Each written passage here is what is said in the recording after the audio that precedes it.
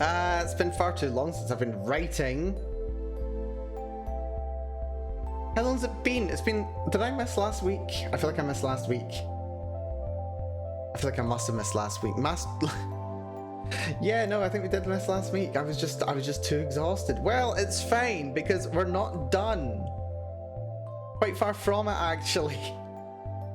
Oh my god, I love this project. It's a good one. Hello, folks. Welcome to the stream. Good to see you. Good to see you, Valana. Hopefully you're having yourself a good week. Hopefully so. Yes, I am Melanie, and today we are back doing some more writing, more work on Softie, which, yeah, I haven't done anything on since the last stream, like 2 weeks ago, it feels like. Which has been fun. It's a really good week. No work this week. Oh, that's even better. Hopefully you're enjoying the time to just chill and recover, Valana. That sounds very good. Hopefully you've been enjoying. But yes. We've done chapter 1. I've done some light reviewing of it as well. I've kind of... A little quick overview of what I did. I kind of blended the opening scenes all into one sequence rather than breaking it up. So it's a bit more clear when things go from being very vague and dreamlike to a lot more specific. Aside from that, yeah, there were some comments that I had. I could like cut down some sections here and there before we get to the exam, but to be honest, it's like relatively short. I don't think it's too bad actually. Maybe a bit too much in the exam itself. One of the comments I had is that they really wanted to get to this kind of stage sooner. But I quite like the slow kind of lead in. I don't know, I'll have to get some more opinions on it, I think, when the time comes. By all means, if people have suggestions, do let me know. And also, yeah, I still haven't got around to actually uploading it for public review either. That will have to be a project at some point, but I'm kind of wary of doing it in the process. I kind of want to just like write it all and then put it up is kind of what my intention was. But meh, we can consider it. We can see what happens. Now, what we do need to work on today is the outline for chapter 2, which is yeah, this is going to be a bit interesting. One line sentence. We're kind of following on from the inciting moment, the moment where Brianna and Clementine managed to make a little bit of progress with restoring their relationship. Or rather, relationship is probably the most accurate term for it. I would verge towards friendship, but that's not even entirely accurate, but then it's also rather accurate. So yeah.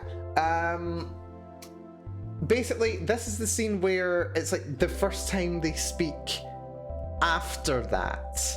And it gets maybe not quite as sensual as the first scene between them ended up going. But I do want this to be like the scene where they kind of like become conscious of what's happening, like actually conscious of it, and are tentatively making steps from there. Is what I want to be achieved here. It feels like I'm doing quite a lot of mental lifting all at once. It doesn't necessarily all have to be in chapter 2. Part of this can be achieved in chapter 3. It can kind of like carry over into chapter 3. This is where a lot of the effort into the writing is going to be going, I think. Like figuring out chapter 3, chapter 2, chapter 3. Chapter 4, I broadly know what I want to do with it. And then chapter 5, I've got a decent idea of what I want to do with it. So chapter 2 and 3 is just how to get to chapter 4, basically. Or rather, the end of chapter 3 and chapter 4. So how do we get there? Or rather, where are we going? I think is going to have to be one of the key questions. So I'm going for a 5-act structure for the project in total. But for individual chapters, I don't mind referring to it as a 3-part story. Or 3-act play. Hello Triangle, welcome to the stream, good to see ya. Hopefully you're doing good. Welcome, welcome. Always a pleasure. We're writing more today. Man, I love writing. I love it. I actually do. I don't know what it is. It's just like writing for a living. Like my job being writing. Now for some reason makes me appreciate writing even more.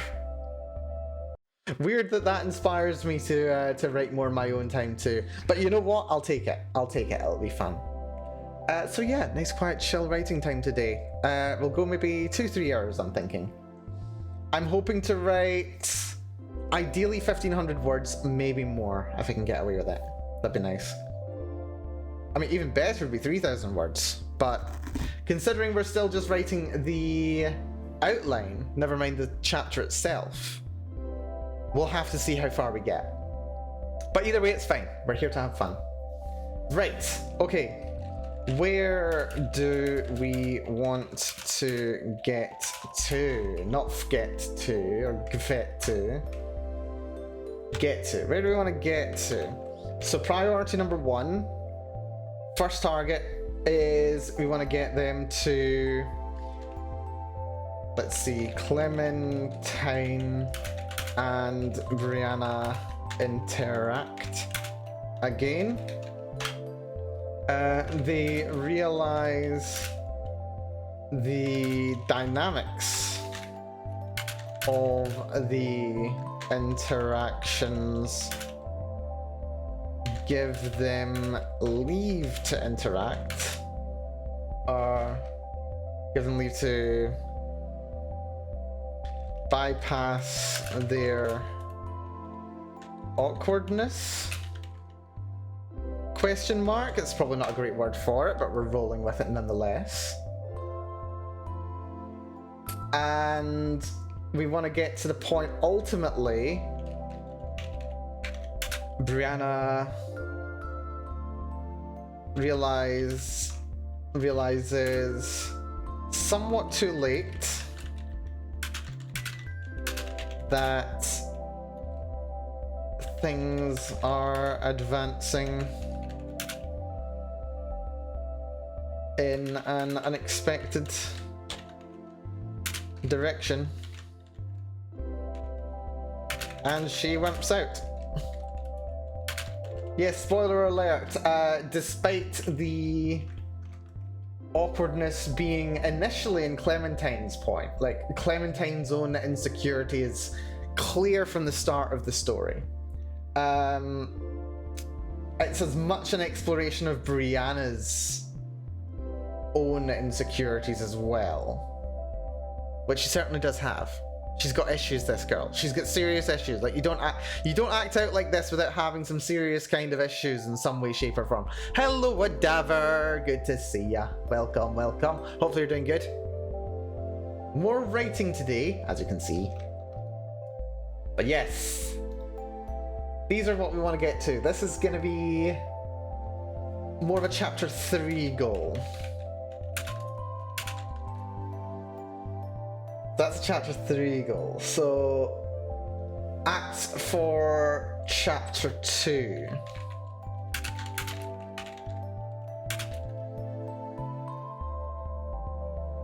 We want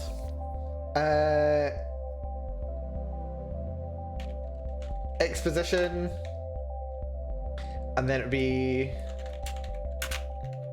rising action, climax. Effectively. You see why I like the 5-act structure? There's just so much more you can do here by adding rising action, climax, falling action, and then the catastrophe, denouement, is nice. So for exposition, we want to kind of like re-establish where we are.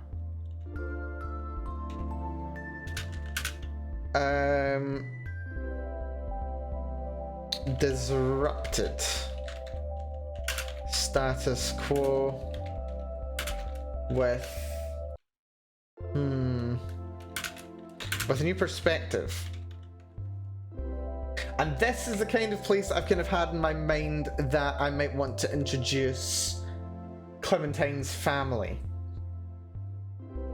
So like the scene would maybe like open up with her again, or not again, but like at home speaking with her family, maybe the day of the events, and then following on afterwards. But yeah, I'm not too sure. Or maybe like the next day or something. Rising action. This would be...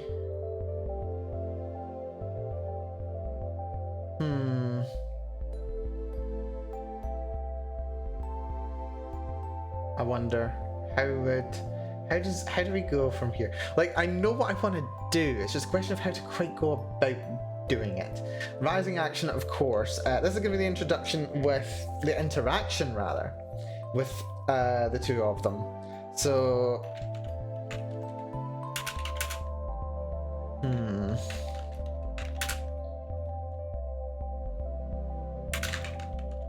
awkwardly interact. Yeah, I think wait, hold on. Let's see the chapter 1 again. So chapter 1, the first third of the story is before, or the first third of chapter 1, roughly speaking, is until Brianna arrives. And then the actual drama moment is the last third of the story. So that works out quite well as far as 3 sections is concerned. So yeah, the first third of this chapter should be establishing the status quo. Then we've got Brianna and Clementine awkwardly interacting. Potentially over a period of time. Question mark. And then the climax, another moderately titillating scene. Less intense than the first one. The thought that was in my head and the direction where I think this is going is... Okay, bear with me on this one, okay? Bear with me on this. So the direction I see Clementine going, strangely enough, like, okay, the conceit of this story is basically, yeah, derived from that what's it called? Yeah, that video essay that I listened to and or watched a couple of weeks ago, where by assuming roles and dynamics within a relationship, it can allow you to let down your borders. It can let you... Hello there, Kuro. Welcome to the stream. Good to see it. We're doing more Yuri. And also, like, relationship analysis and, like, exploration of kinks. Let's just come out and say it, shall we? So yeah, by embracing this, finally it works. Sorry, going to bed as it is 5 AM here. No problem, Kuro. Thank you so much for dropping by. You take it easy, rest yourself well. Hopefully we'll see you again at some point when you're not quite as tired. We've got games planned this weekend, so look forward to it, Kuro, if you can make it for those. But nah, you take care, Kuro. Thank you for dropping by. Sweet drams indeed. May you have some delicious shots of whiskey. Maybe in your dreams, maybe not on a work night. I do assume it's a work night. Rest well. But yeah, anyway, yeah. Nucleos, also well timed. Hello, Nucleos. You came here just as I was saying. This story is effectively an exploration of the values and role that exploration of kinks can have in a relationship. It's fun. I wish, yeah. One day, Kuro, one day. But no, be good to yourself, Kuro. Take care. But yes. Yeah, it's exploring like the role that kinks can have in a relationship, the way it can be used to let down barriers and, you know, let you explore things that without taking on this role you might not be able to like appreciate or approach or process in a healthy way. What kind of kinks? Okay, yeah, that to preface the direction that I see this relationship going. So we've got Clementine here, very kind of proper, refined, the suggestion of like ladylike kind of thing. We've got Brianna, who's rougher, edgier, tougher, but also basically just tsundere, really. The twist on this is not the most imaginative thing in the world, but then this is not meant to be the most imaginative story in the world, so I'm just gonna roll with it. The whole premise is like flipping this kind of baseline dynamic on its head. Clementine is effectively going to end up as the brat in this dynamic.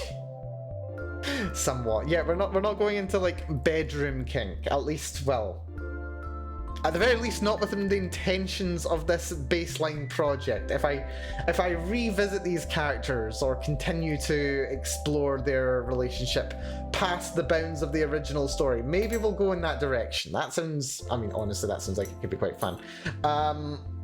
But no, not within the context of this story. So she's basically going to be kind of brat in a sense. Like, she's going to do things to like intentionally get a rise out of Brianna, because Brianna's not going to be directly approaching her and like allowing this change in the dynamic between them. So the proper one likes being tied up or sadistic, while the tough one wants to be pampered. No. Other way around. Clementine basically wants to act like a brat and be punished for it. That's the way that the brat kink kind of goes. You've got the brat, and then you've got the, I mean, there's like different ways. Okay, this, I say this as if I'm an expert in this. I'm not. I've got friends I should ask about it, actually. But no, the brat basically plays the role of somewhat masochistic. They act like a tease. They like cause minor frustration for their dom? Question mark? What is the word for it? They're like dom, or like the brat dom or something. There's like different categories of it. I don't remember what the kink calculator has them down as. But yeah, brat tamer, that's it. There we go. Thank you, Triangle Toll. You're clearly much more well versed in this than I am. Or at least you remember slightly better than me. That's exactly it. Brat tamer, yeah. There's different ways to go about brat taming, so to speak. But that's basically the role that Brianna's going to be moving into. At least within the initial dynamics. I wish I did not know that, yet I do. Seems like the role may have been maybe pushed upon you at some point. Not necessarily. A late ribbing right there. But yeah, so Brianna's going to end up kind of accepting and assuming the role of brat tamer, effectively. So this kind of like comes about with the idea. I've kind of had this idea for a little while and just not put it into words, so to speak. So Clementine's initial rebellion, so to speak, against Brianna, the switch of her bra from a rear closing to a front closing design, that was like a form of a rebellion against her. It wasn't intended in a necessarily like sexual / brat way. She's not got to the stage where she's really conceptualized that, and neither has Brianna. There's like a realization that it went in that direction, but it's not like a conscious thought at this point. And then Clementine, what I see happening here, and we can actually start writing this because this is useful here. So Clementine is going to realize that she wants to actually approach Brianna, but the latter keeps avoiding her.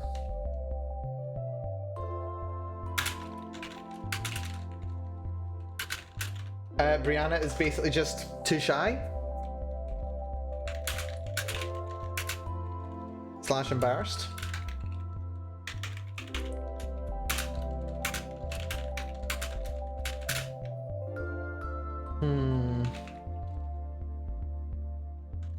So she just avoids it.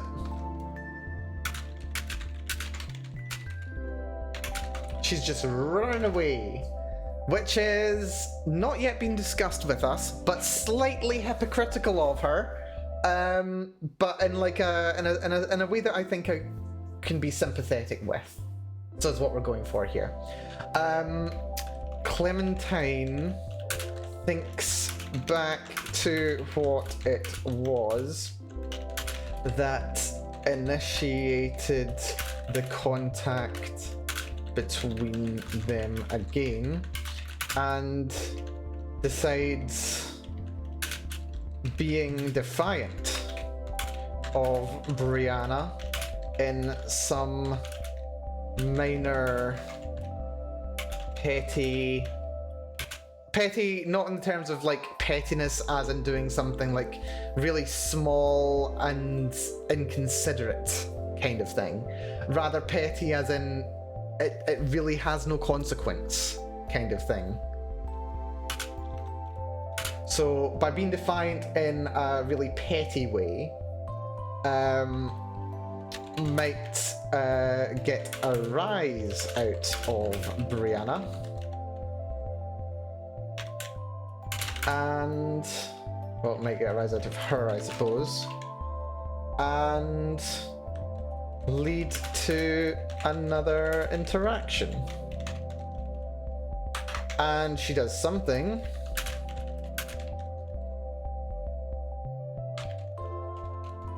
which I haven't yet figured out, which actually works. Hell yes, good for her. You could have Bri wake up from a dream being embarrassed and flustered to remember the interaction.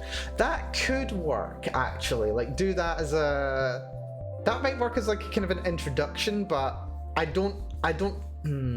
a little bit averse to the idea of telling this at all from Brianna's point of view, or at least not this early. I would want to wait until at least chapter 4 of 5 before exploring that. Also, Bard of the Past, welcome to the stream. Good to...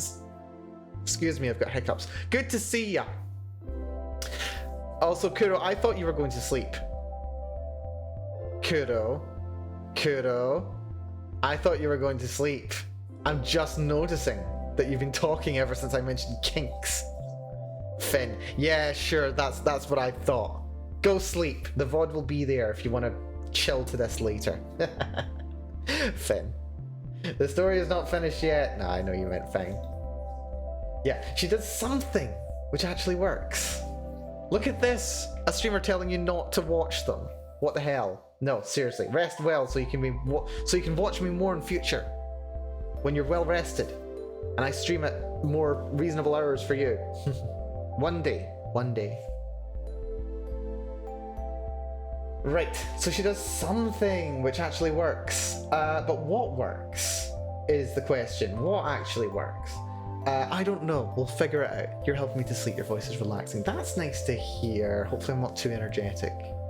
I did go for the nice relaxing BGM today, so hopefully that's nice. Right, so she does something that actually works. I'll try to be more relaxing. Actually, no, I won't. I'll just do my thing. Okay, she does something which actually works. And during the confrontation... Also, Nucleos, thank you so much for the gifted sub. Squid Ink Spaghetti, enjoy. I hope you will. No, it's so generous of you, Nucleos. Thank you so much. Really, honestly, thank you so much. It's so generous of you. Let's see, Bard. Schedule's been really messy. I was devastated finding out that Valini stopped streaming since December 3rd. Worst April Fool's prank ever. It was real. I know. It's been far... Yeah, such a massive massive shame, yeah, for Valini. What I'll say, keep your ear close to the ground, and yeah, keep your ear close to the ground, Bard. Valini may have stopped streaming, but in several ways she's still with us. What are we doing today? We're writing. We're writing today. Today is a lovely writing time. We have been working for a little while on a Yuri story. This is my 4th stream of it. I've been doing it for about a month now. And I decided I was going to write a Yuri story based on some stuff that I was stuff that I was thinking about recently. I watched a video essay exploring, of all things, Twilight, and kind of like some of the very strange value that's hidden away there. Not necessarily in the writing or an exploration of how problematic it is, because it still remains so, but the value that is kind of locked away in there to those willing to interpret it in such a generous fashion. Yes. Is that a Dune reference? Everything's a Dune reference. Yeah, we've got some Yuri. Yuri's really good. Yuri's very good. I do love me some Yuri. If you're not in my Discord, by the way, Bard, we've got a little Yuri corner set away there. I've not been posting in it enough yet, but I'm going to start putting links to some Yuri series that I really enjoy in there, with some recommendations. Love me some Yuri, I really do. If you're not already, check it out. I'll post at least one recommendation today once the stream's over. I'll be reading some when before I go to bed. Should be lovely. It's either I have insomnia or dopamine overdose. Yeah, neither of those sounds necessarily very good. Just take it easy, Bard. Primarily, like, I've had insomnia and stuff myself in the past. Still have it on occasion, but nowhere near as frequently. I don't think I've had major insomnia for like a while, which has been very nice. It's not like disrupted my schedule for a long time at the very least. But yeah, no, like the worst thing you can do is, like, if you're really struggling to sleep, just beating yourself up for not being able to sleep. So prioritize just resting, being good to yourself as much as you can. Just take it easy and be good to yourself is an important thing. Had a crap ton of stuff this year, a load of negative stuff. That's not good. That's very sad to hear, Bard. No, just be patient with yourself, be kind to yourself and others as best you can, look after yourself, and do your best to try and rest as much as you can. I hope so. And if you can't rest, read some Yuri and get some soul healing. That is not the best advice to be offering someone who's in the middle of a hard time, but if Yuri or something similar would be relaxing, that's good. Therapy is kind of nice. The only people I've ever talked to are streamers. Oh, you're doing therapy. Oh, that's good. Hopefully that's positive for you. Sounds like it. Nah, you take care of yourself, Bard. Priority number 1, look after yourself. Be kind to yourself. The therapist is nice. Very good. That's what you'd hope to hear. Nah, you take care. But yes, we are talking Yuri today. I'm finally sharing some of my work as well, which is lovely. We wrote all of chapter 1 live, actually, over the last 3 writing sessions. Just over 3,000, just under rather, 3,000 words, which is very nice. We're just figuring out what we're going to be doing for chapter 2, and we'll be making some ground on that today as well. One thing that changed you, though, is sadly losing all your friends. That is a shame. Jeez. That was hard. That is a shame. No. Hoping the best for you, Bard. Just take care of yourself and be good to yourself, okay? Let's see. During the confrontation, this time...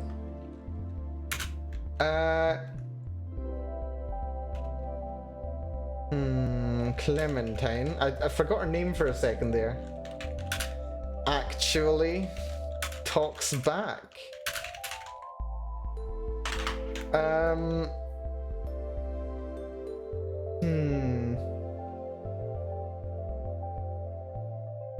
So this story is going to rely on subtext.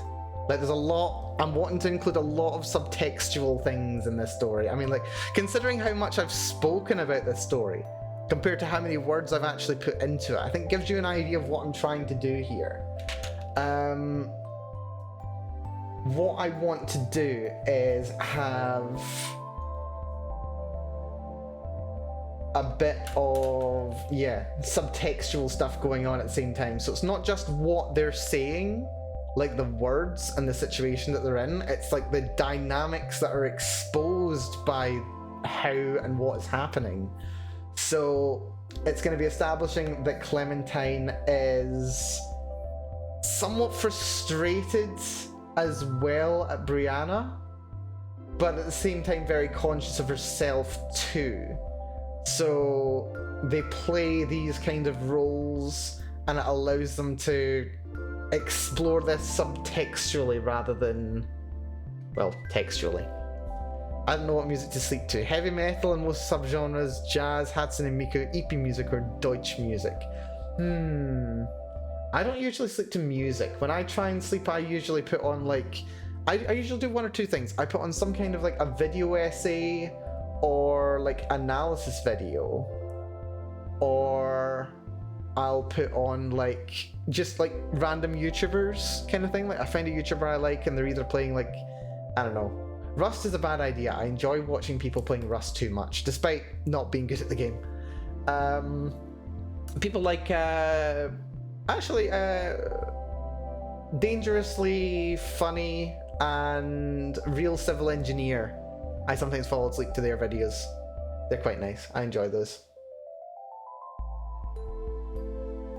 Although Dangerously Funny can be way too interesting. Bellini's singing went hard though. I missed that. I say, Bard, again. Keep your ear to the ground is what I'm suggesting. Lowercase music is also nice. This is also.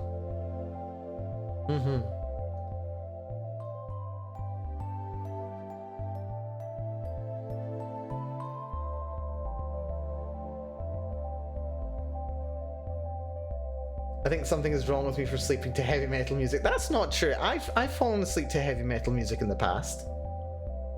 Quite enjoy me some metal music. I just like put it on low and then just like fall asleep to it sometimes. It's nice. Not done it for a while, but I went through a phase of doing it. It was good.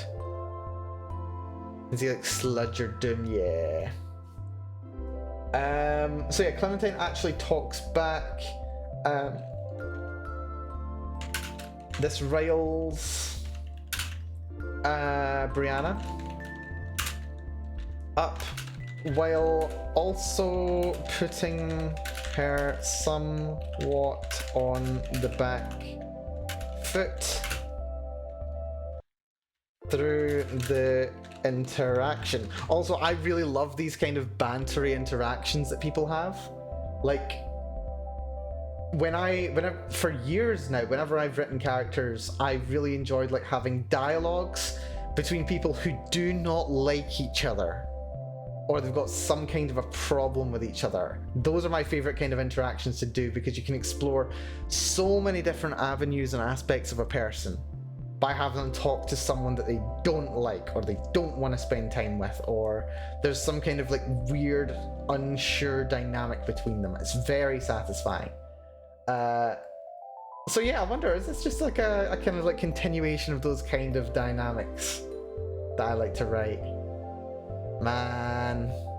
Yeah, no, we'll come back to that thought again later. But no, God, actually, was it 2016 or 2017? I was writing another story. I was writing like a Yuri-ish one? I mean, like it was hands down a Yuri one. I'm pretty sure it was from late 2016 onwards, maybe 17. And it was a Yuri 2. Didn't get very far with it, although I had like several entries in the series planned. And I love the dynamics between the characters. Like, I keep coming back to them and just thinking, should I write this story? Should I write this story? Love the dynamic between them. It's so nice. Let's see. German music about alcohol or Rammstein. That's all the German music I know of. I used to make novels for myself to read back then. Sounds good. Not for sleeping, but Finch Asocial comes to mind. Interesting. So, through the interaction, they primarily enjoy just interacting with each other, though it's very unlike how they used to interact in the past.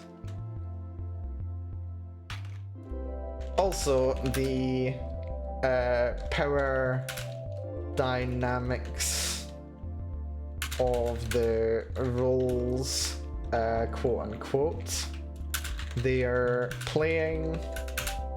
They're not like role playing, they're just more like assuming a role within the dynamic of the conversation that they are having.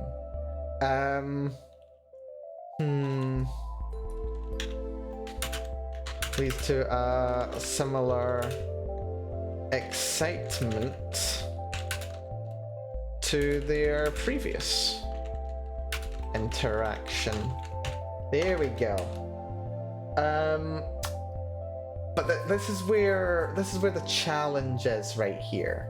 I'm not sure exactly where I want them to go from here. I feel like at the end of chapter 2, I should like lead them in a certain direction. Basically what got me to have an acquired taste in women. Wait, punk? Punk is fun. Punk is interesting. Also, Nucleus, yeah, apparently Nucleus does know a lot of music. Yeah, I'm not the biggest person for music, as far as music's concerned. I like what limited things I like, and then I, like, do nothing but listen to the same thing over and over, like, a million times. Like, I do like music, I just don't like learning lots of different music. I love music, give me music. Ooh, fun, Nucleus. I don't know, I'm very odd. Like, the last, like, band that I encountered was through, like, pretty sure it was an RPG podcast. And then it just kind of, like, got mentioned at the end of one of their episodes. Oh yeah, by the way, this band's great. Because they were based in Texas, and it was a Texan band, and I was just like, you know what? That's interesting. Let's give them a listen. And then I gave them a listen. I was like, oh, wait a minute. I recognize some of these songs. And then I just, like, listened to their discography. Dear. Yeah, and that was years ago now. My goodness. So that was the thing. Avant-garde to pop. Oh, very interesting, Nucleus. Broad tastes right there. But yeah, where exactly do I want to lead these characters? I'm kind of inclined. Okay, bear with me on this one, folks. Bear with me. I'm somewhat inclined to have them eventually get led to Clementine's bedroom. But not in that way. Well, only okay, slightly in that way, but not in that way. I'm kind of inclined to have them go there. But I don't know how to get them there is a problem. How do I get okay, this is gonna be a clip-worthy sentence. How do I get these two girls in bed? Not that they're actually gonna be in bed. On bed, maybe, but not in bed. And not in that way. Mine from gutters, please. How do I get them there? How do I justify it? Because, okay, it should be established that Brianna is comfortable, or was previously comfortable in Clementine's home. And even her room. So, like, there's a degree of familiarity there. Like, there is familiarity between the two characters. This is an established thing that they have and they can and have done before. But how do I justify them getting there given their current dynamics? How do I do that? I wonder. Clem goes to her room to get something while Bry's over and Bry falls unexpectedly. Well, no, because Bry's not going to be... like, she wouldn't just happen to be there. Like, she has to go, like, slightly out of her way to get there. And, yeah, how to get Bry to Clem's home. Yeah, that's the problem. That's the problem. I feel like it would need to be, like, a change of venue. Like... yeah, it would kind of have to be a change in venue requirement. But then how to go about justifying that?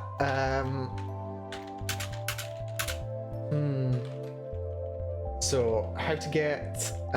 Yeah, I feel like this is a direction that we can look at going down.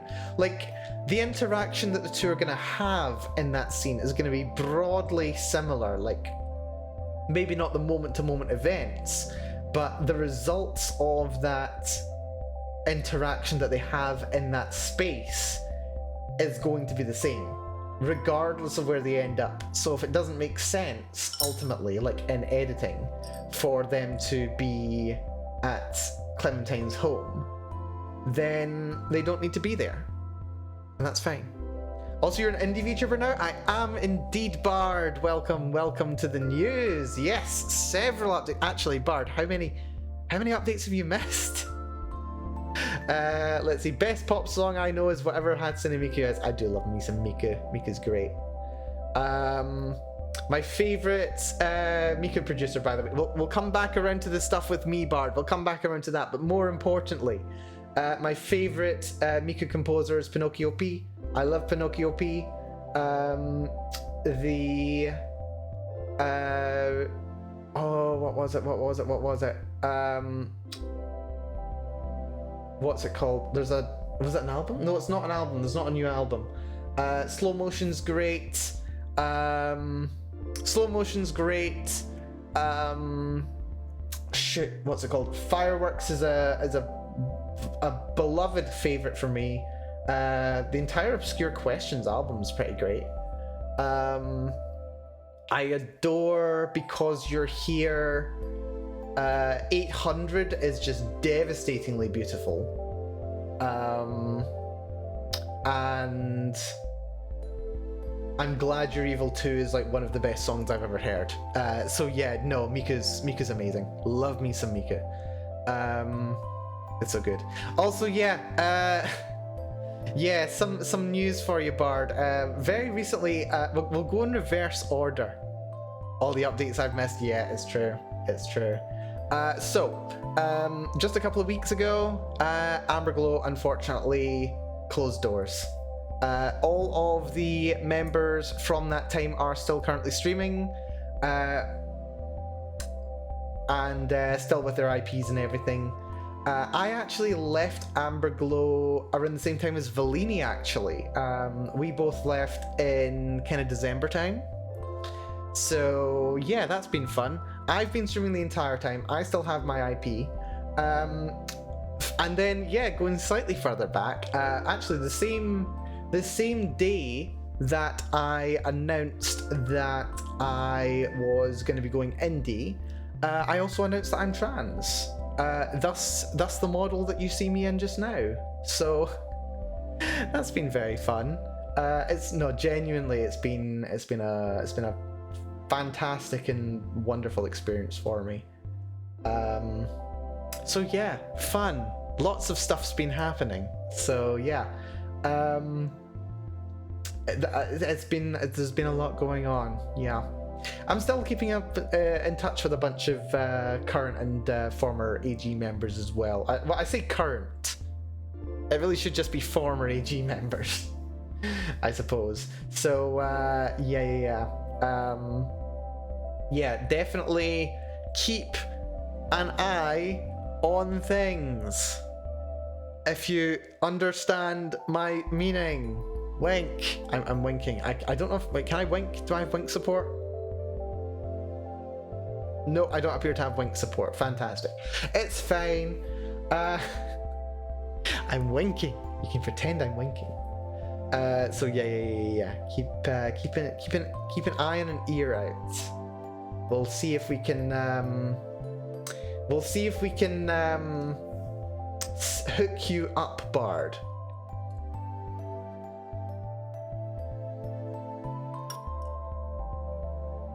Not in that way.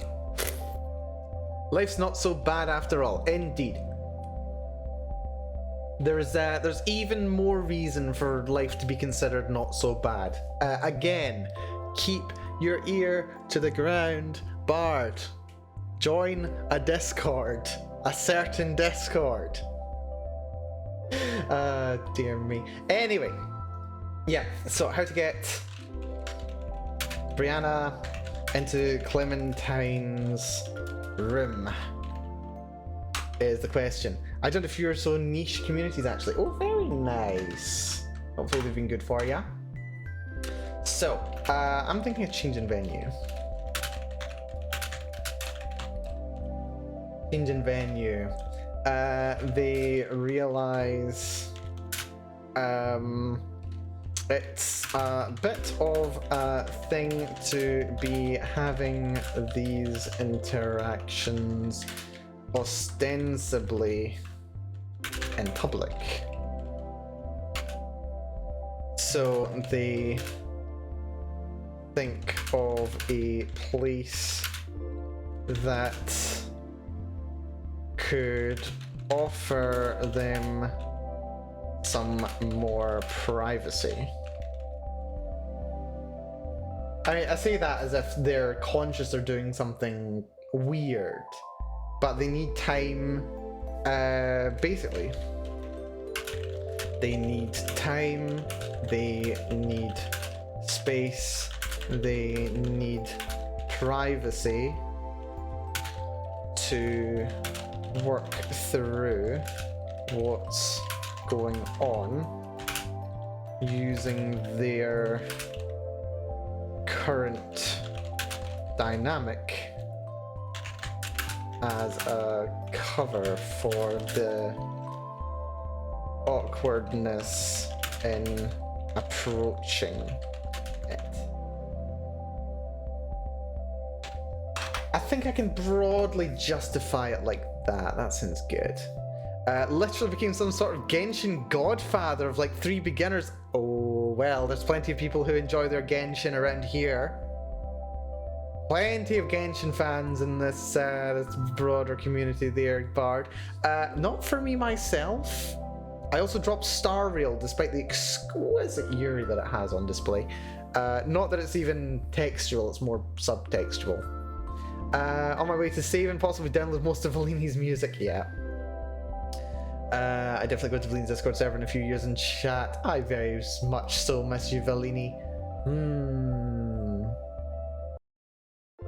Yeah, no.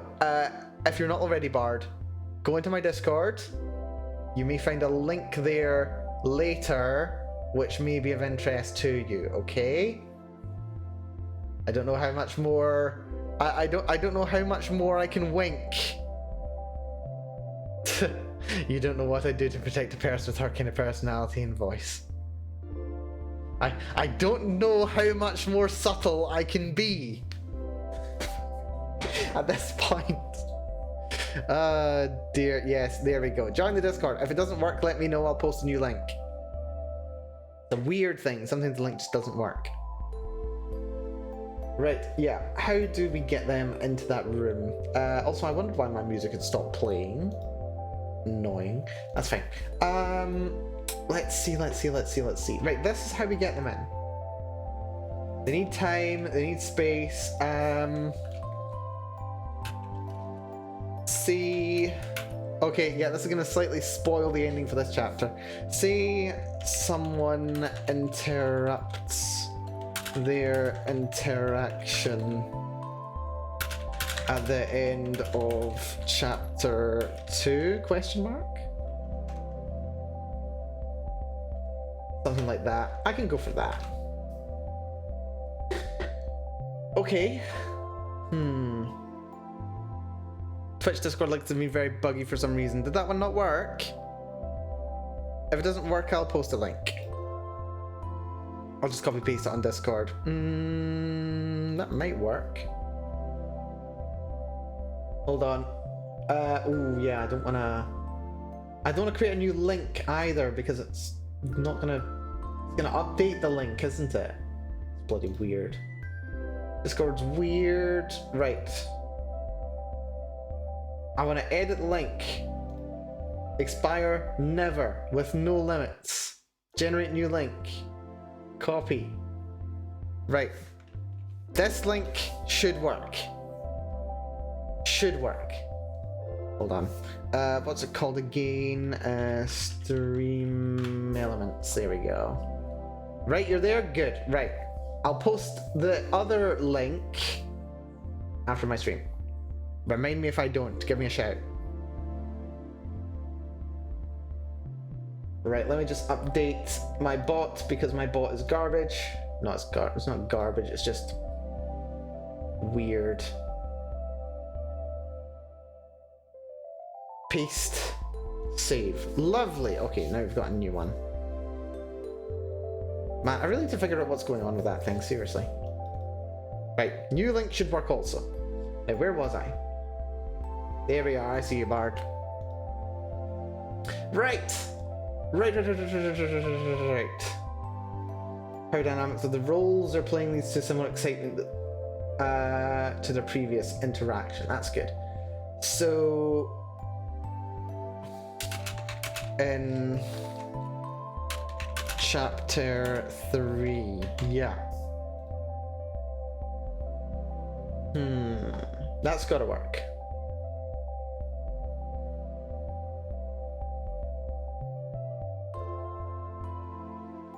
That's gonna work.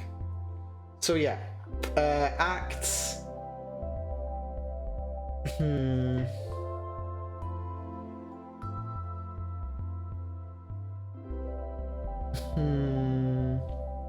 I don't want to spend too long here.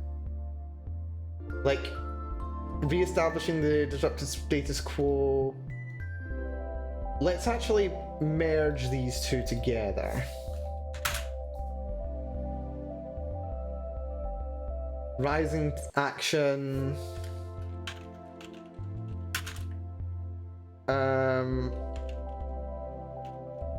Clementine resolves to... So this is Clementine actually becoming a proactive protagonist. This is her being proactive about things. In a very... yeah. It's a somewhat passive way, but it's more like... if she didn't take these steps now, the relationship would devolve to just being, like, awkward around each other. So she takes a step to not necessarily avoid that from happening, but more to kind of continue things going. Was a thing that may be of interest to me. Bard, I will post a link later. I have some friends that you may be interested in supporting also. I'll post several links actually. I should shout out my friends more, to be honest. So yeah, let's see.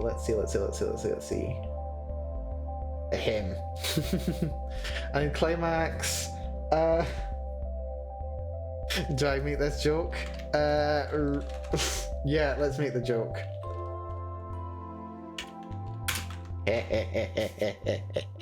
Also, wait, I just realized I've been like really zoomed out this entire time. Can you guys even read what I'm writing right now? I don't think you can. Hold on. Where's appearance? Font size. It's only font size 20. I think I usually do 26 when I'm actually streaming. There we go, a bit bigger so you can actually see a bit more clearly what's going on. Lovely. So where was I? Where's that note gone? Yeah, there we go. Climax! Hooray.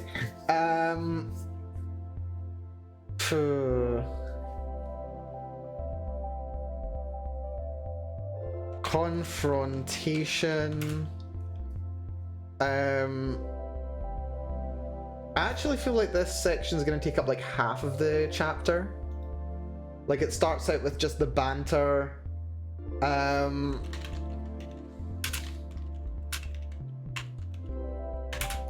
Initially just banter, devolves into actually addressing and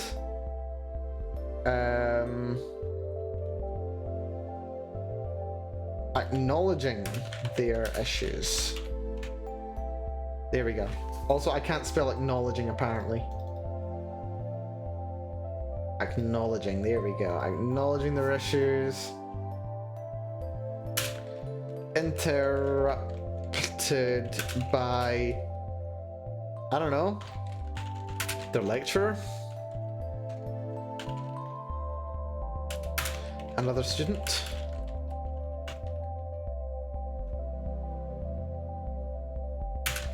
Leading them to realize they need more space and time, don't we all? Clementine. Yeah, then we've got this scene mentioning her parents aren't home. Yeah, here we go. This is totally fine. Yeah. Okay. Hey babe, you want to come over? No, I can't. I'm too busy not being able to process my complicated feelings about our relationship. But my parents aren't home. No. The climax. Oh dear. I'm updating that. It's the climax. Dear. There we go. Also, something that I'm actually considering is seeing if I can trick people into thinking this is going to be a 3-act story, but then it actually turns out to be a 5-act story all along. Like they think it's just going to be 3 chapters. And then they're reading the 3rd chapter, they think they know where things are going, and then Brianna bottles it. That's the plan. That's what I want to achieve with this, I think. Also, I'm thinking like by the end of chapter 4, the walls will actually have broken down, and then it'll just be rebuilding. I think that's how I want to do it. So chapter 3 should be the encounter in Clementine's bedroom.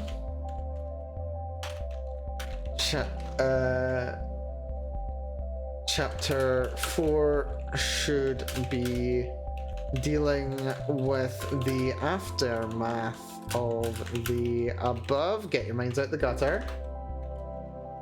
Chapter 5 should be a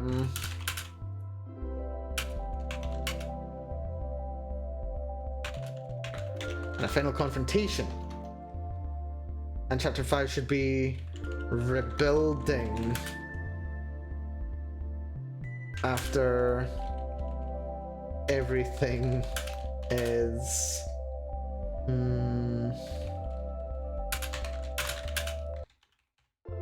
after everything's brought into the open. There we go. Okay, that's what we're gonna do for the plan for chapter 3 onward. I want people to think that it's gonna be like fairly surface level. Chapter 3 is gonna be the end, and then nope, there's all this complex stuff going on under the covers that you're not even seeing. That's what I would like. I don't know if we'll get there, but I'd like to get there. So that just leaves the exposition scene. Do I want to include a scene of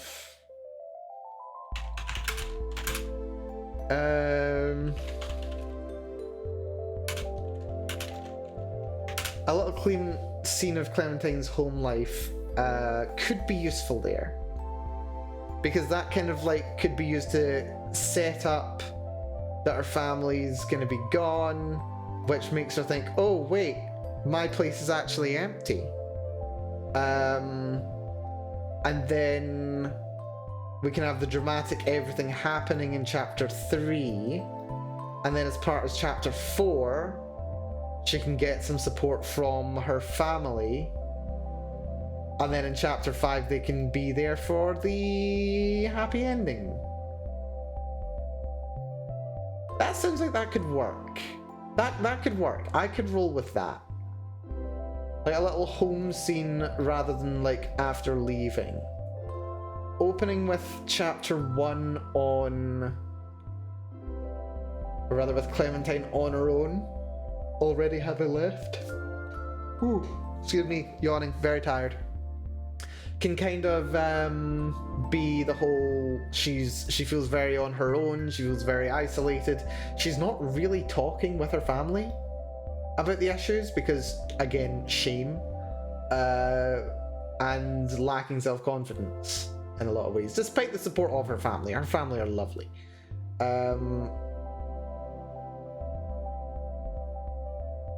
So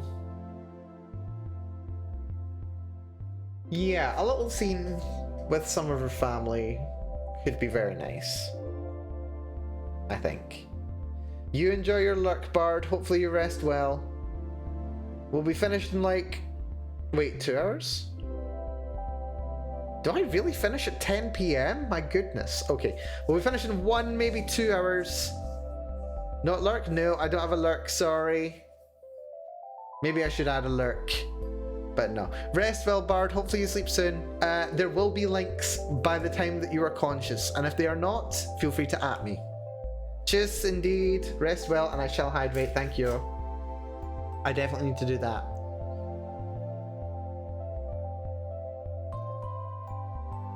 There will be links. Hopefully I've got some good news for you as well, Bard. That'd be nice, I think. But anyway, take care, be good to yourself, be kind to yourself and others.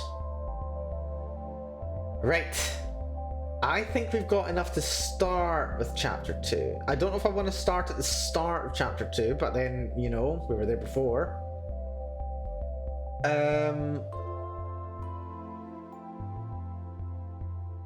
But we do want to start on chapter 2.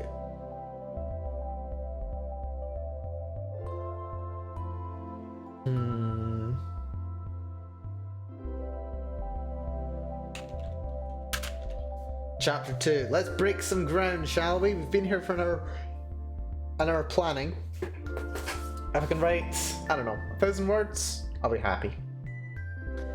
Let's see what we can do. So, we've got our plan. We know what needs to be achieved. We know where we need to get to.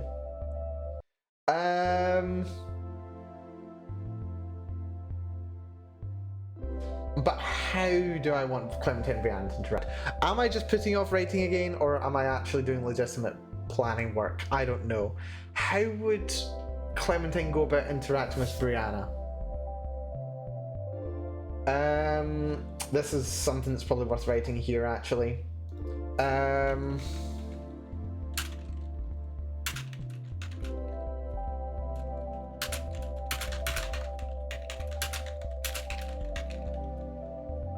So, initially, she'd go for eye contact. Brianna avoids.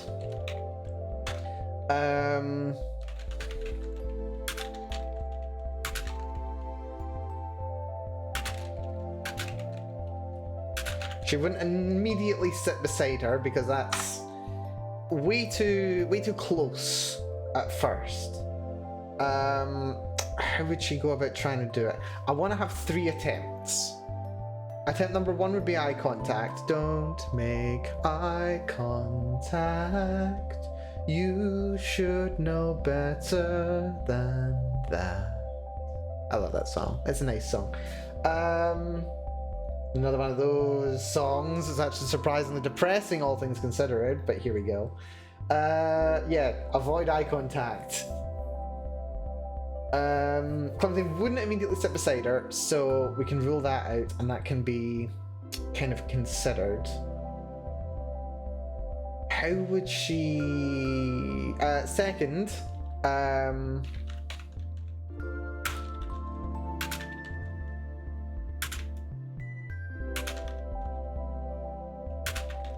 waiting outside a lecture hall. This is something that I remember very well from my studying days, where you'd be like waiting for your lecture hall to empty with a class that was in right before you.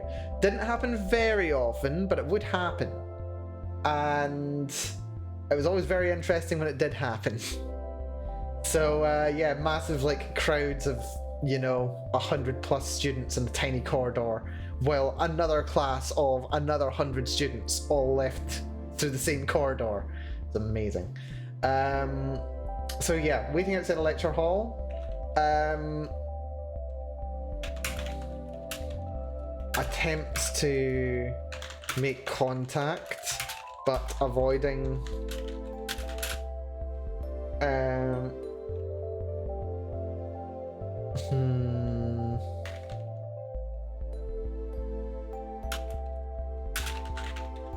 as they're surrounded by people.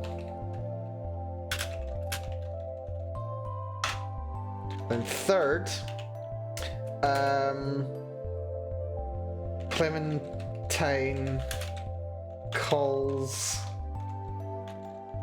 out Brianna as they're leaving the lecture hall. That's how we do it. There we go. Now we're cooking with gas. Good old rule of threes. That can be useful. That can be very useful. So yeah, morning lecture. Brianna's already seated, avoids eye contact. Clementine doesn't go to sit beside her because she's a bit awkward about it. Later, outside another lecture hall, trying to make contact, but Brianna avoids the attempt as they're surrounded by people. She feels very self-conscious and doesn't want to interact with her. Uses it as an excuse. And in third, Clementine actively calls her out. This is the bratty element. As if it can be just such a simple concept. But this is where she starts playing on that. And it's that call out that gets the rise out of Brianna that leads to them actually having the interaction. There we go. Okay. So, we'll have a little note here for scenes. We're going to have number 1. Clementine at home with her family. One of her mothers, specifically, because it would be Jillian who showed up in this little scene here. We love Jill. We stand Jill here. So Clementine at home with the family. Clementine attempting several times to interact with Brianna, but being ignored, brushed off. And then number 3, Clementine calling Brianna out, getting a rise out of her, their banter, and resolving to continue somewhere more private.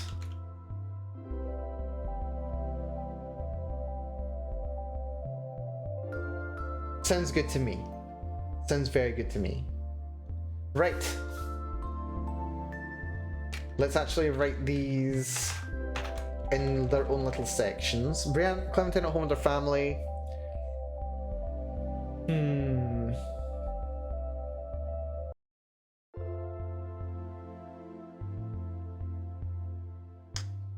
We'll put this kind of here again.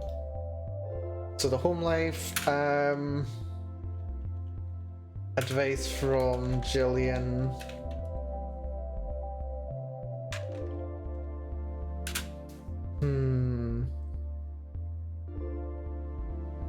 Advice from Jillian.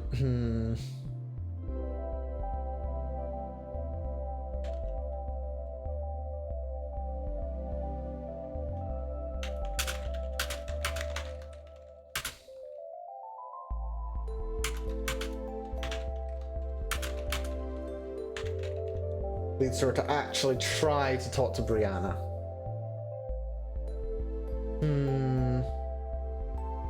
And then within that chapter, or rather within that scene, rather,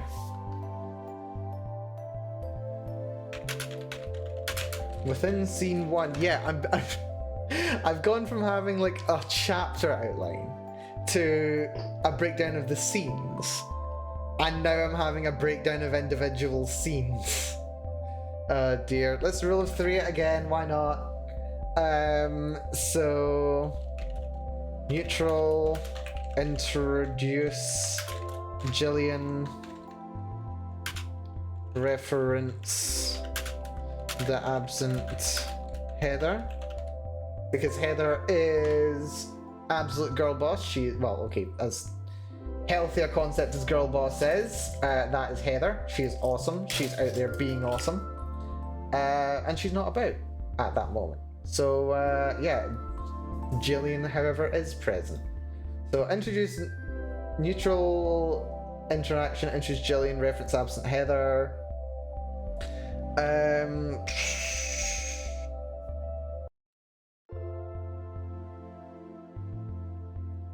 Notes a shift in Clementine's mood.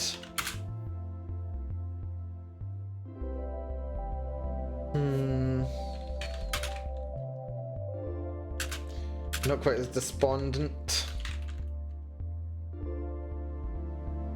Is it despondent? It is despondent. There we go. Clementine mentions seeing Brianna.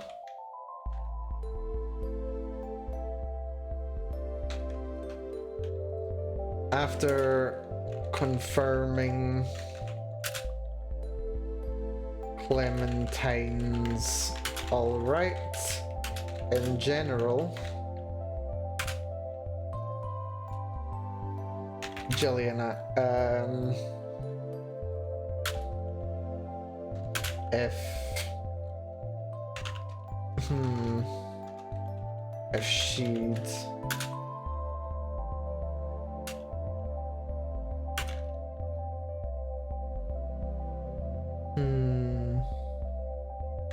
able to do anything about it. I'll find the exact wording later, but that's basically it.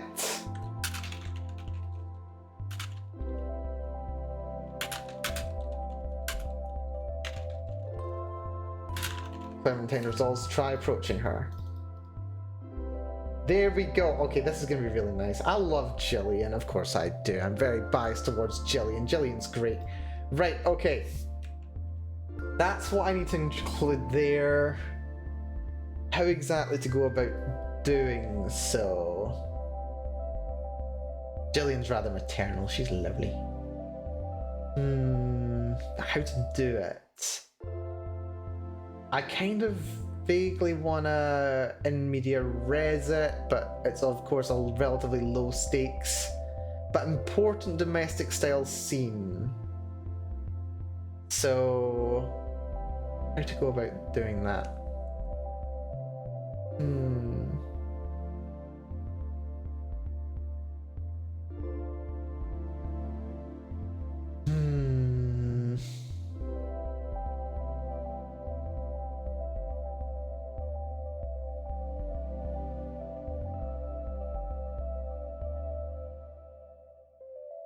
Do we just jump straight to...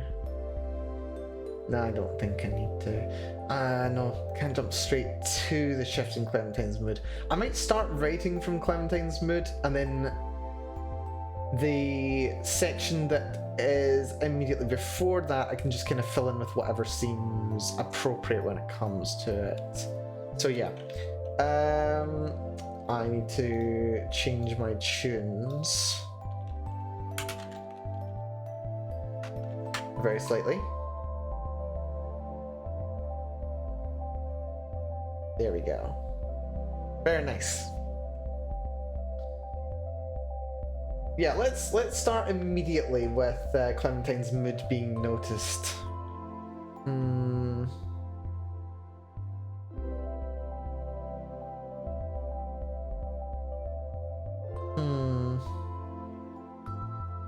Something like this. I'm not exactly happy with the wording of it.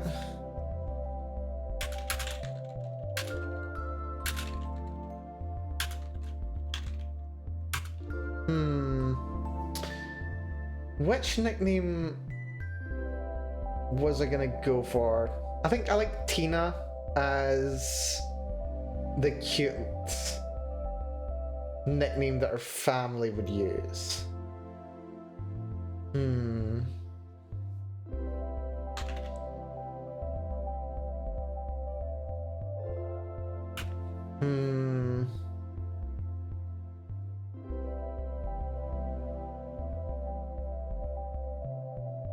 And ways of referring to Jillian and Heather. How would I go about doing that? Well, I'd say doing that.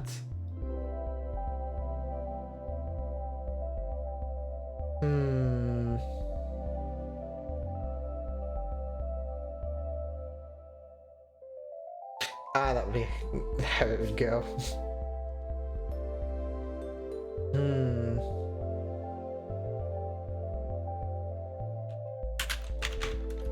I like Mama as the term that she would use to refer to Jillian.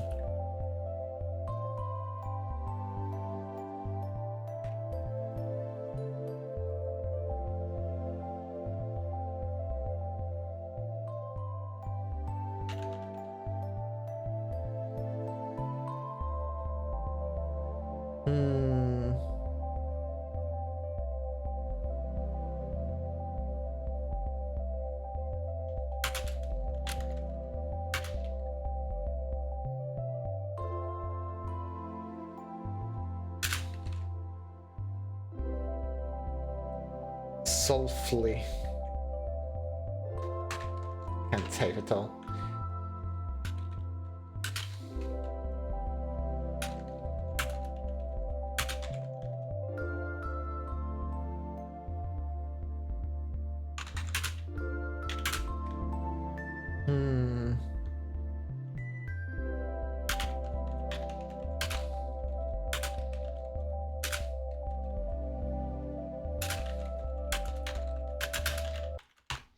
Nothing like a cup of tea in the morning. Not that I very often have a cup of tea in the morning, but it seems like the kind of thing that Clementine's mama would do.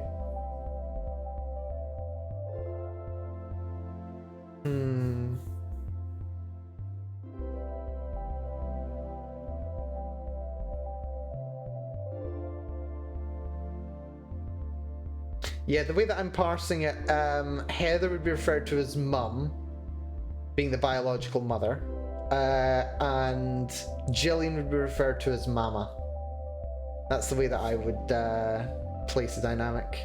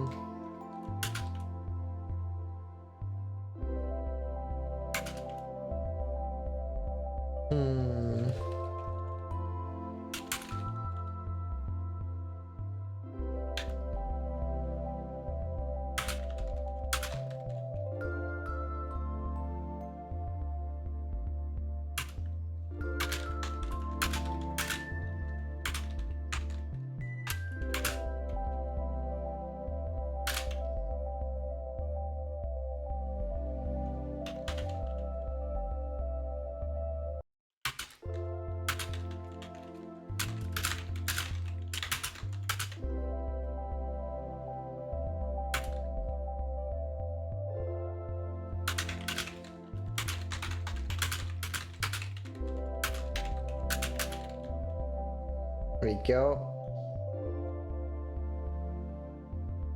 Right, let's move this over here. Chapter 2's outline can be over here.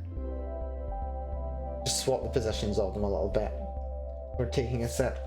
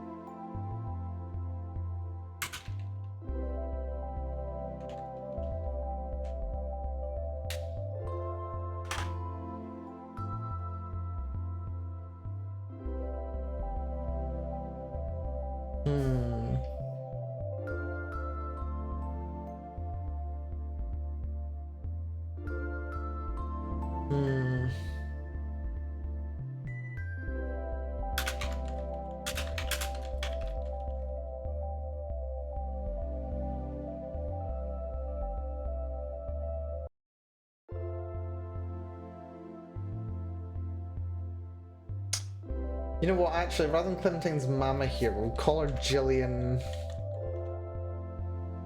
right here.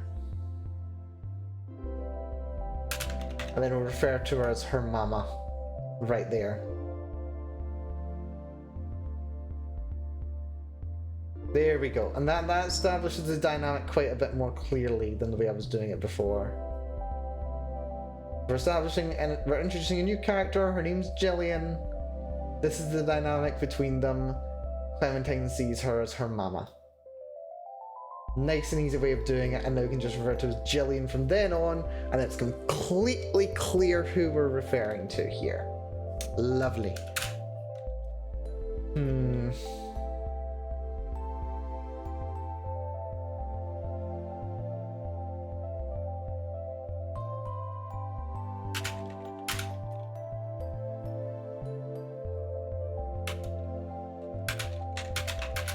Hello, Sid. Welcome to the stream. Good to see you, Sid.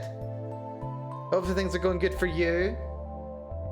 I am hearing Volana has a bit of a relaxing week this week. Hopefully you're having a chill one as well.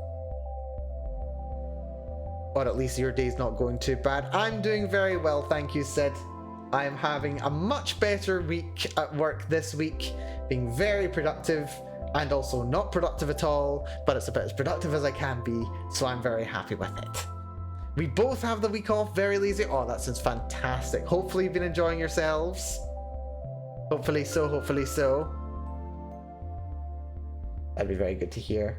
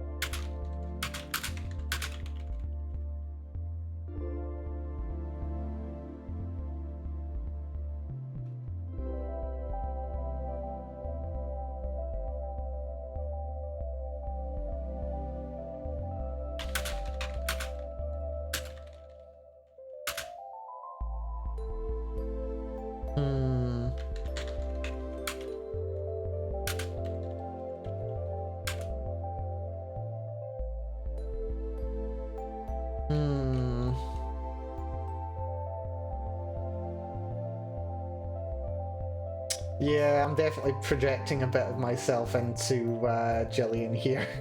As long as you're looking after yourself, she says. Yeah, no, I'm projecting a lot of my own personality into Jillian here. It's not even subtle at this point, is it really?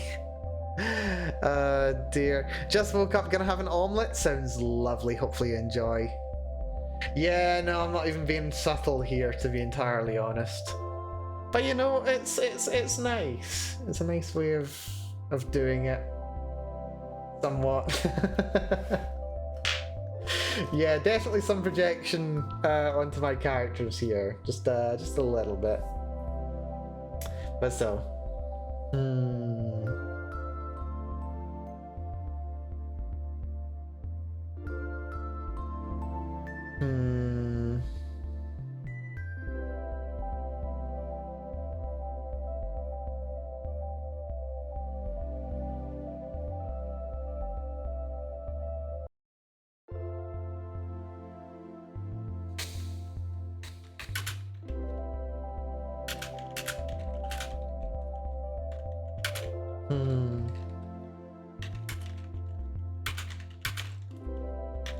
I don't have time to make toast in the mornings. Would that I could.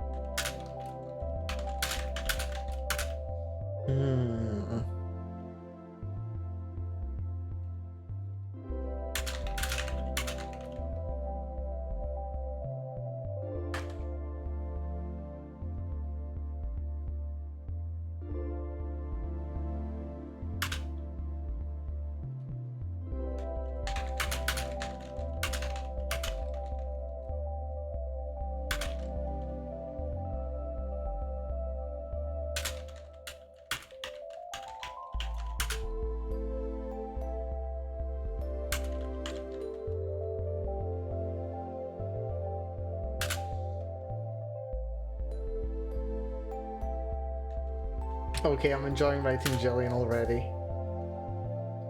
Why do I write such sarcastic bastards of characters? All of my characters are smarmy monsters. I'm absolutely just projecting myself, aren't I?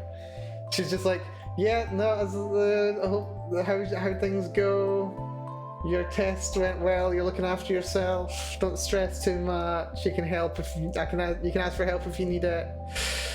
So you're just feeling a little more confident with your stellar test results.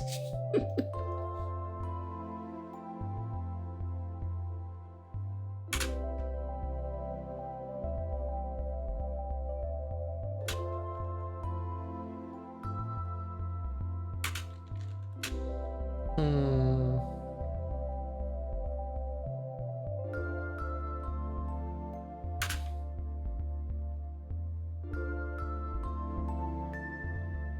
Hmm.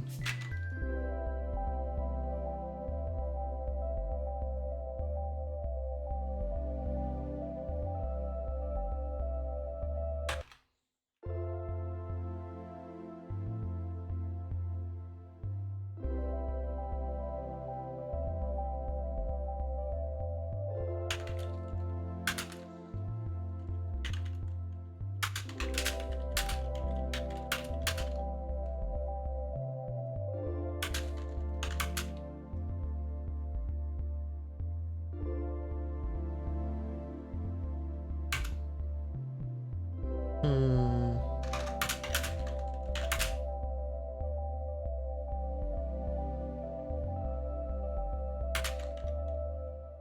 Hmm.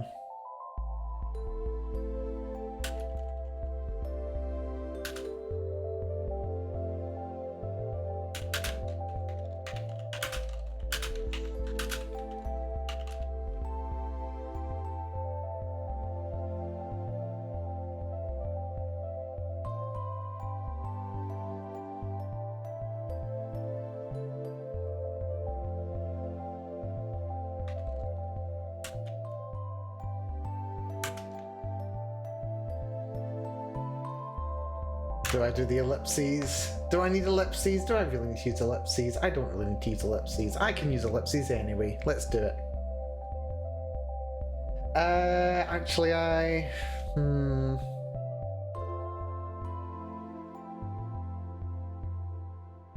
let's avoid ellipses. We'll do the...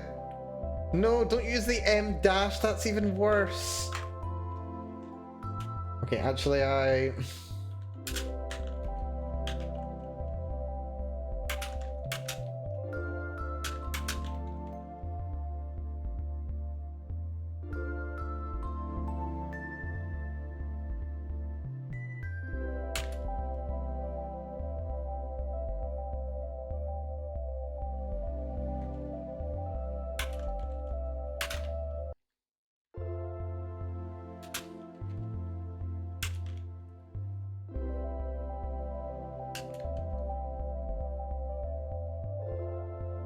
actually spoke with Brianna for a minute.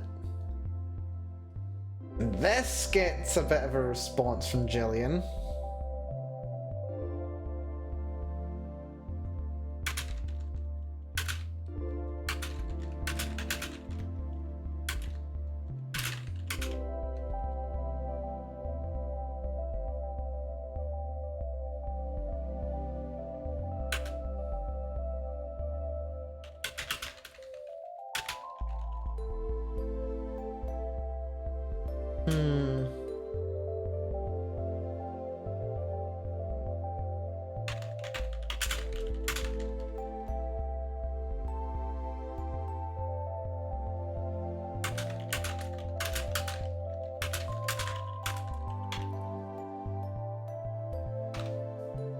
I don't want to get across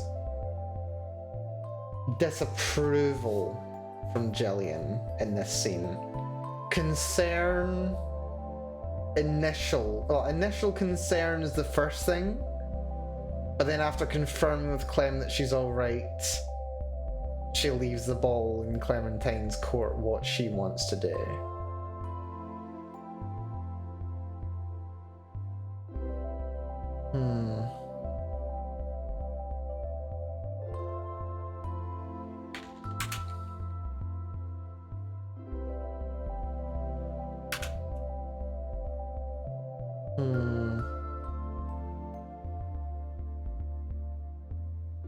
What if I move this section till here?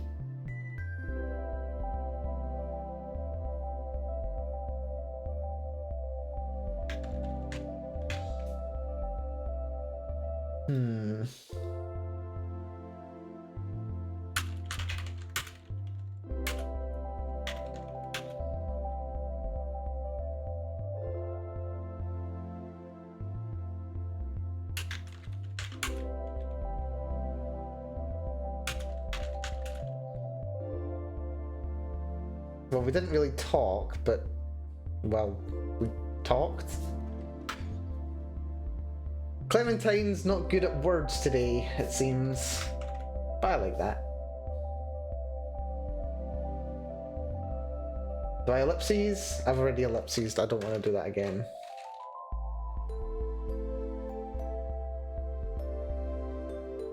Actually, better way of doing it.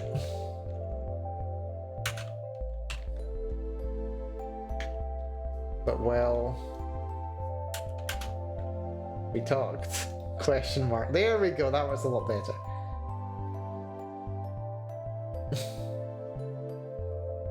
Am I welling too much? Too much well?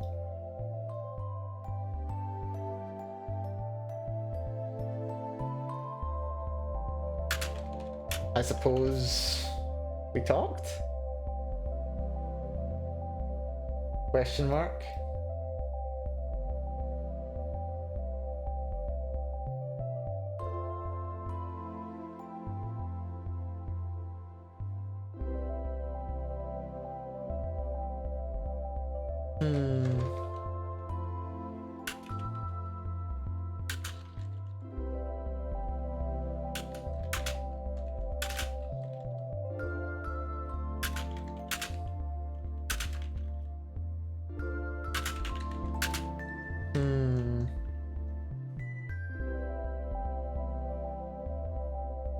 Clementine has been talking with her family about what's been going on. She's just been struggling with it.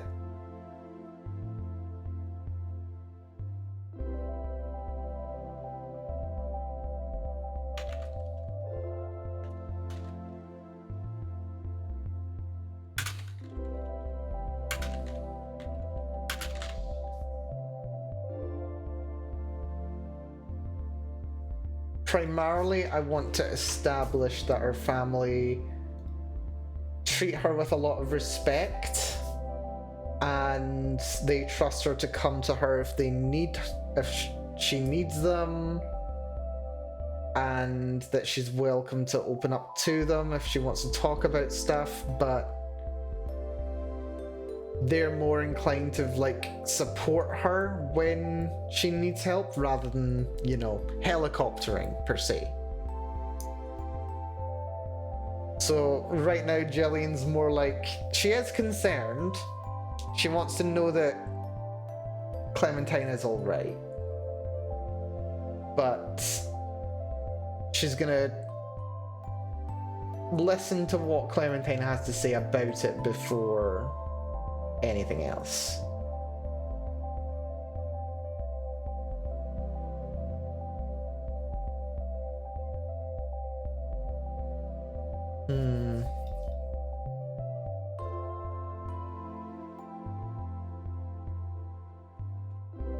The helicopter goes south. Indeed. This helicopter did not go south. Not at all. I know you said she hasn't exactly been very friendly towards you.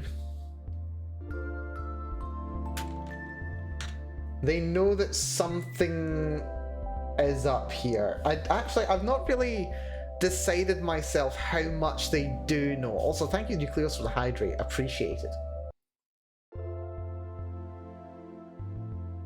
I haven't decided how much they actually know about what's going on. Like, I've not established whether Clementine's told them everything that's happened, or... I feel like Clementine will have told them enough about what's going on. They know that Clementine feels bad, and they can work out that Brianna also kind of feels bad.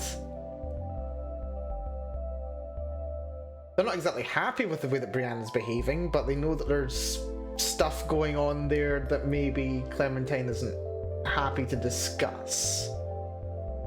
And they're like, you know what? You're an adult. You can kind of, if you want to talk about it, you can talk about it, but we trust you and want to support you and all that jazz. I like that. I like that. I can roll with that. Was everyone alright? I know you said she hasn't exactly been very friendly towards you lately.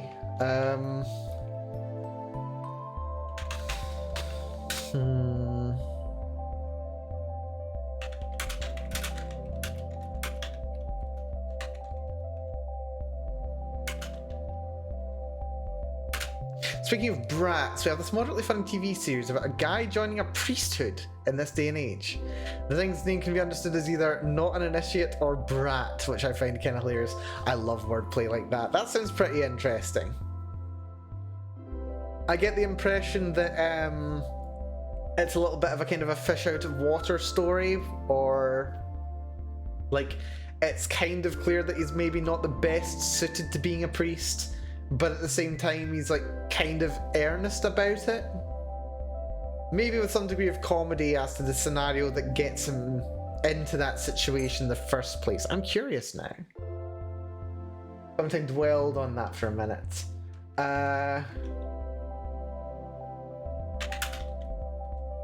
She almost.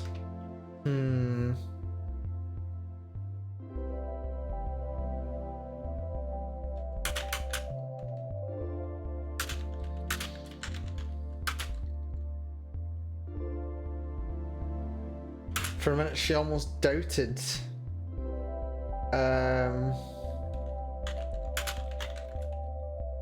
what had happened.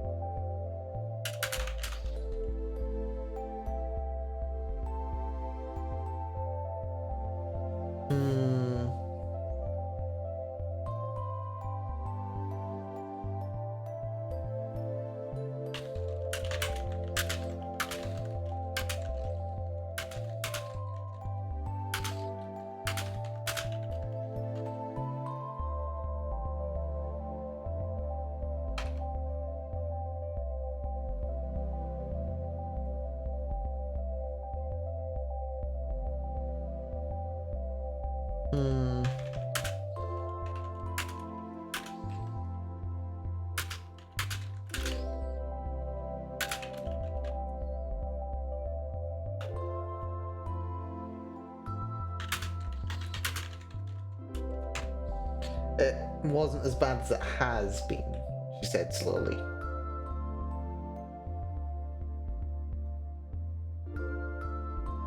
I don't know the plot, but as far as I understand, he got sent to the priesthood by his oligarch father because he was that unbearable of a son. That sounds fantastic. That actually does sound really good. I can see that working really well. Almost like, well, not quite like Sister Act, but I can see it working in a somewhat similar way. Like, he needs to learn a degree of humility, but at the same time, his brashness also ends up either being a source of comedy or resolving some of the situations that he runs into in the priesthood. It could be funny in every direction. I don't know. This is me just projecting my thoughts onto this plot.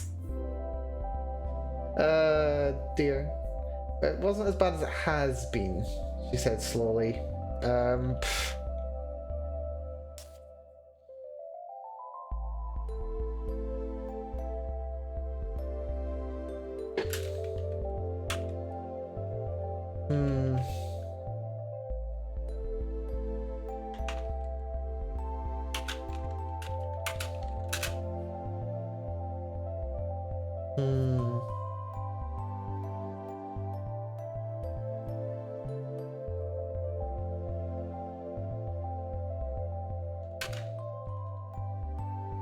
Have I said almost already? Yeah. No, for a minute. For a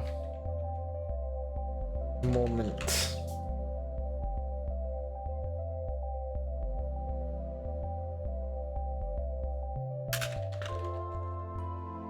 Something dwelled on the question. For a moment she doubted her memory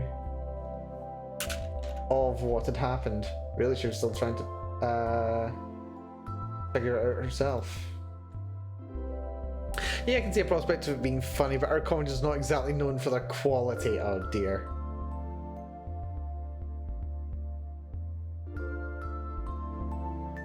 Like, it's funny, but not really funny. Yeah. Also, wait, what's that? I've noticed it's beetle season here now. We've got more bugs kind of crawling around lately. I noticed there was like a bug in my kitchen yesterday. There was a big long-legged spider in my bathroom at the weekend.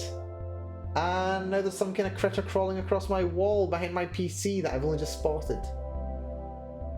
Very slow moving. I'm not exactly sure what it is. Probably some kind of beetle. Fun. Yeah, it's bug season. Gotta love it.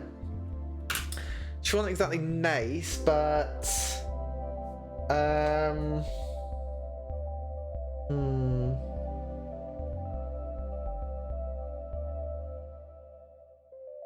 Hmm... Hmm...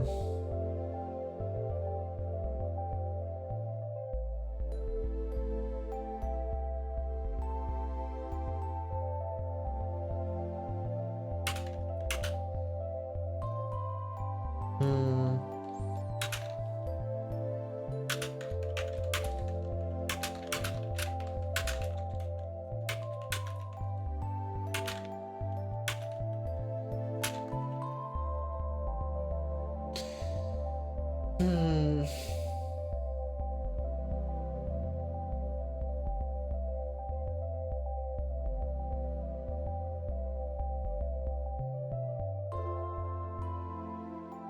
Destroy the insect. No, don't destroy the insect. It's just getting along. Just getting along with its own life. It wasn't as bad as it has been, she said slowly.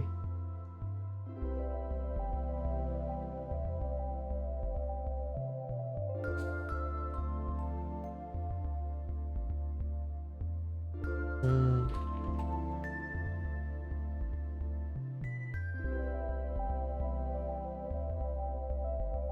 Hmm.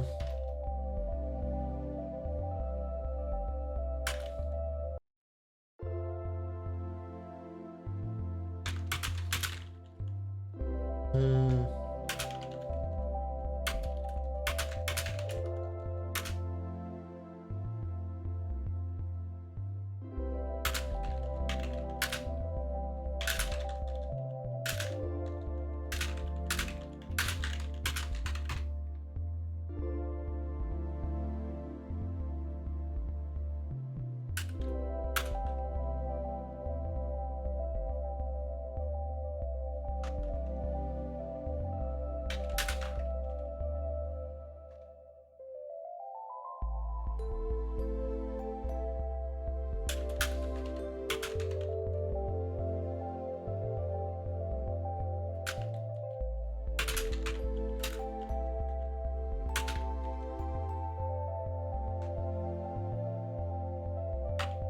We can roll with this.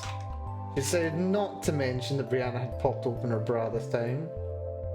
Or rather, mention this time that Brianna had popped open her bra.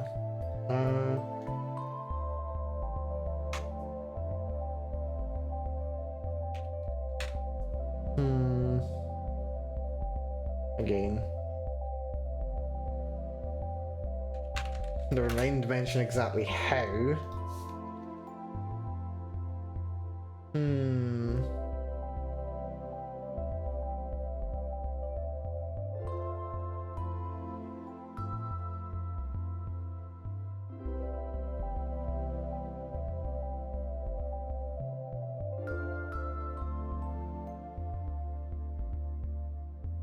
Should this go before or after this paragraph? Clementine dwelled on the question. For a moment she did to remember what had happened. Really, she was still trying to figure it herself.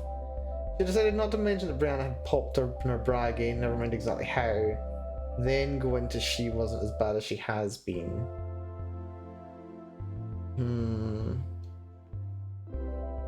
Joke first.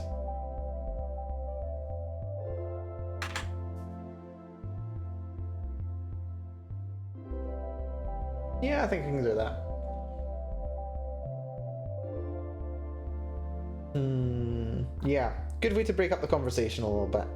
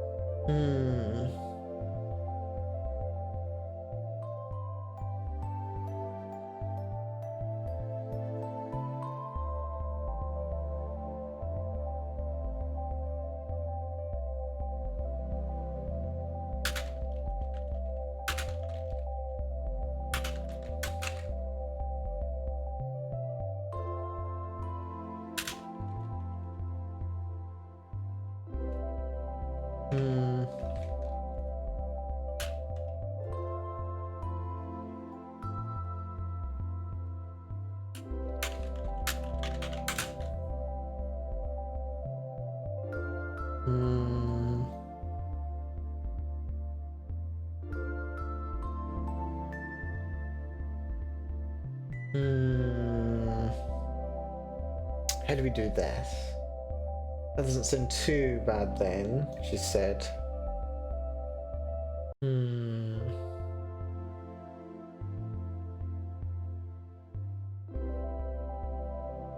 Let's move this line down to here.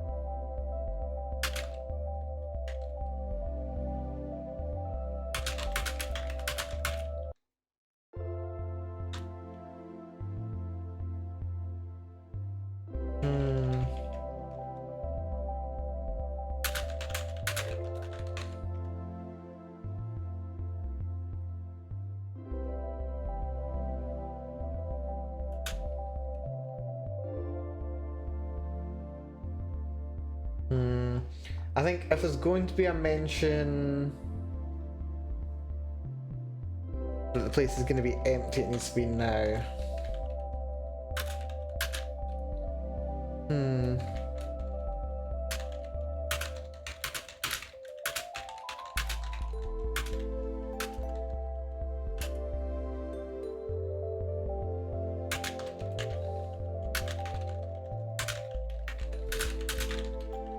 She's actually leaving the house.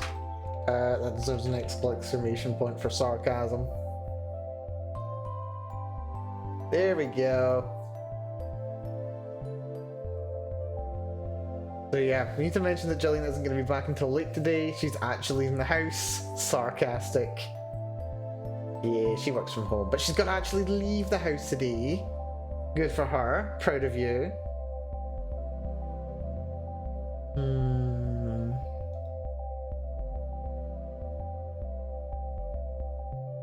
Hmm.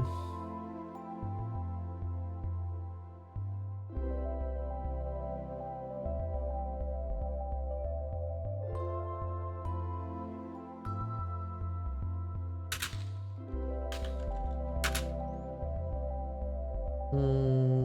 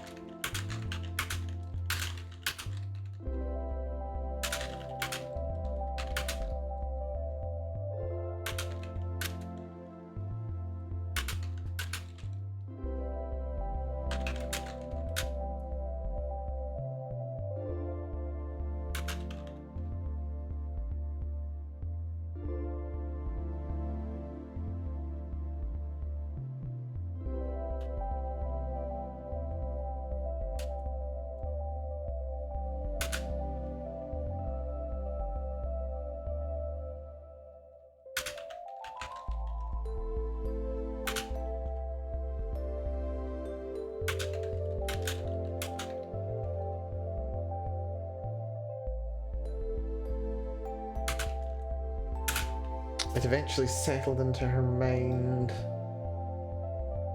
as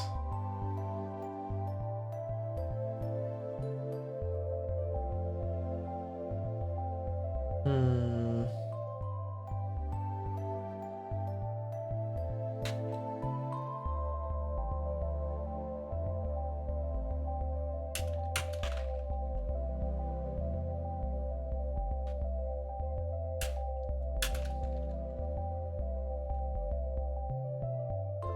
Hmm.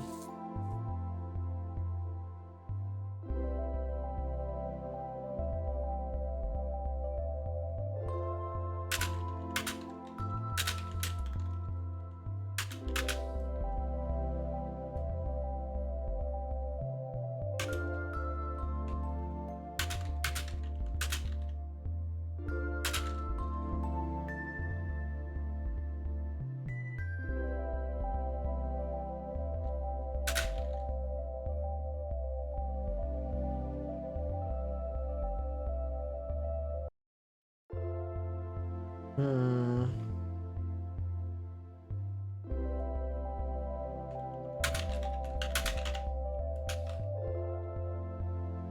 Hmm.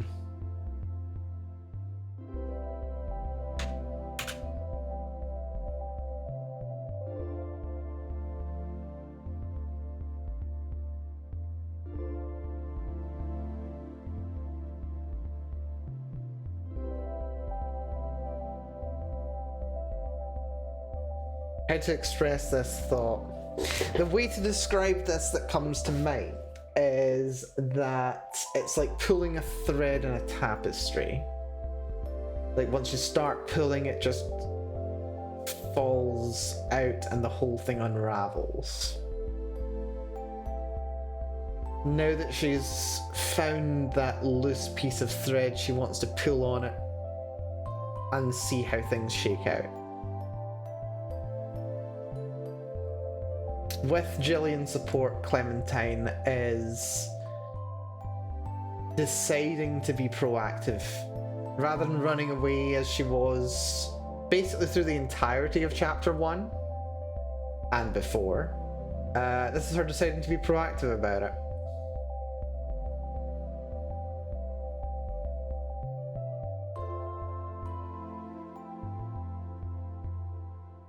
Hmm.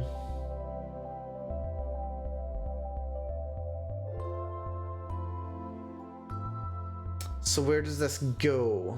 Playing it out? Yeah, pretty much. Oh yes, Sid, you missed the whole hour and a bit that we spent just planning out what's going to be in this chapter. But I've got a good idea of what I want to include in chapter 2 now. I like starting from where we're at just now. I like being able to introduce Jillian. Jillian's great. Like I'm enjoying writing Jillian. I think she's wonderful. I mean, again, I'm projecting myself onto Jillian quite a bit. So naturally, it would make sense that I do like the character. So, yeah.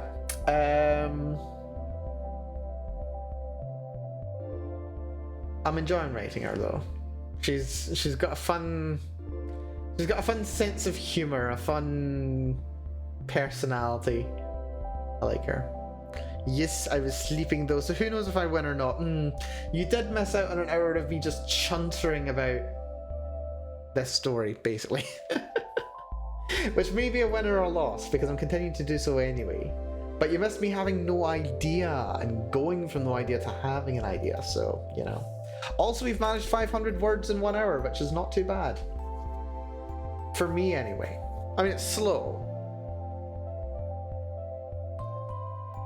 It's like 50 words per 6 minutes, which is 1 word every 6 seconds, which is pretty bad actually. But then when you consider how long I spent talking like this, not typing at all, here we go. I see that a lot in you anyhow.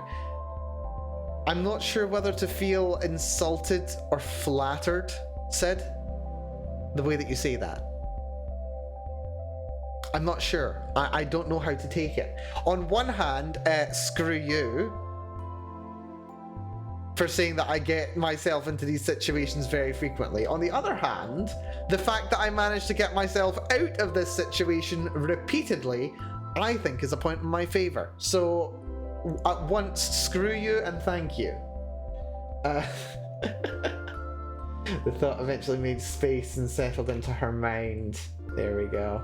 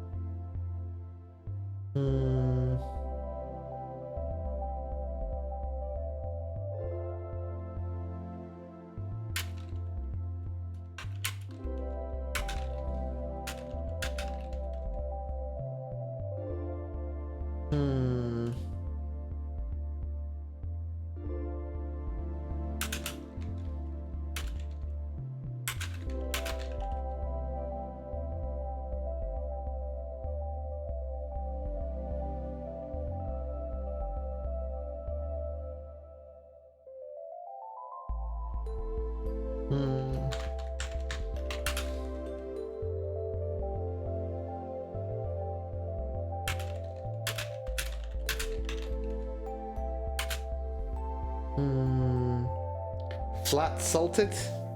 Flat salted? Inattered, I think might also work. Inattered can also work. Also, I'm out of tunes again. Do we just go for the random anime mix? I think we might just go for the random anime mix. Reliable. Yeah, we've got all the classic anime tunes here. Wonderful. Yeah, I just always have music playing in the background when I'm working. I mean, at least my music taste, I just realized, okay, not again. Just remembering last year when I spent all of March listening to the freaking MERP live stream. That was amazing, by the way. I really enjoyed that. But yeah, no, whenever I think of my old project from last year, I just think of the MERP, MERP, MERP, MERP, MERP, MERP, MERP, MERP, MERP, MERP. That thing was so... I don't know why I felt so productive when that was playing. But now I've actually got, you know, nice little playlist playing. Tons of, I've got Tower of Flower from Licorice Recoil, Stellar Sellers in there, My Dearest, Platinum Disco, and then a lot of Claris. My god, that's a lot of Claris. I love Claris. Claris are amazing. So yeah, Jillian turned to look at her daughter.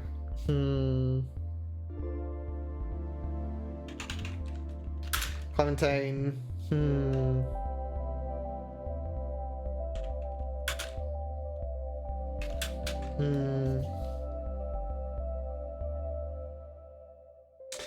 Satisfaction, something that's came over Jillian.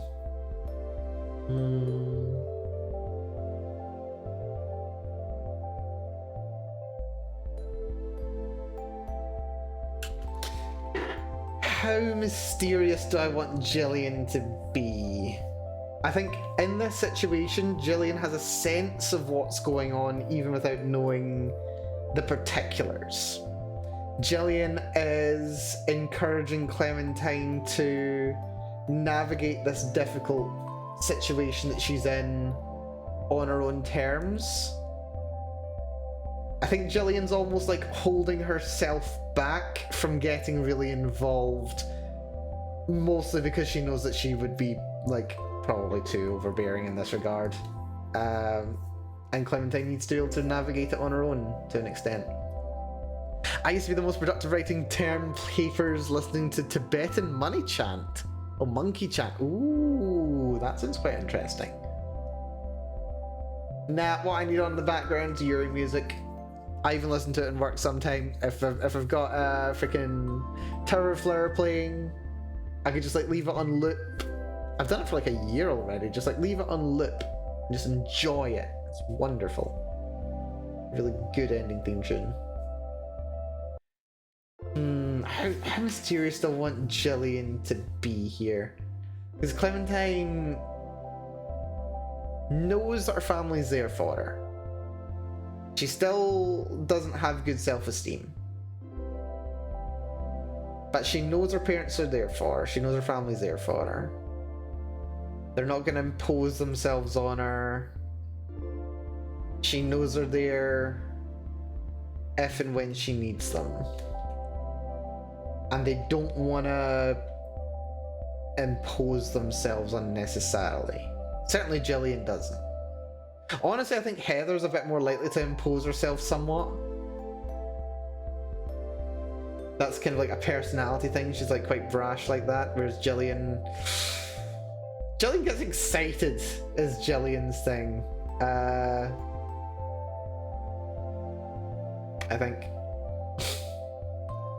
Honestly, like I genuinely think I've injected a lot of myself into each of these characters. I quite like it. I'm really enjoying this. It's a fun exploration of my thoughts and the characters and a lot of stuff. It's again, this is me writing for myself. I love writing for myself. It's something that I want to think about and share, but on my terms, kind of thing, which I like. But yeah, couldn't be exactly sure.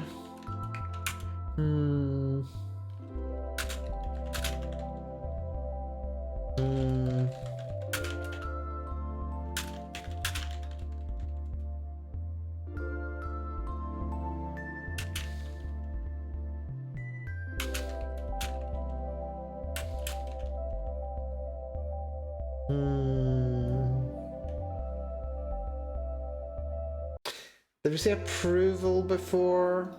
Let's see. Nope, this is the first time we've mentioned approval or approved, so I'm content using that term right now. One thing that I would be really interested in doing at some point, writers like George Martin do this quite a lot, or rather George R.R. Martin,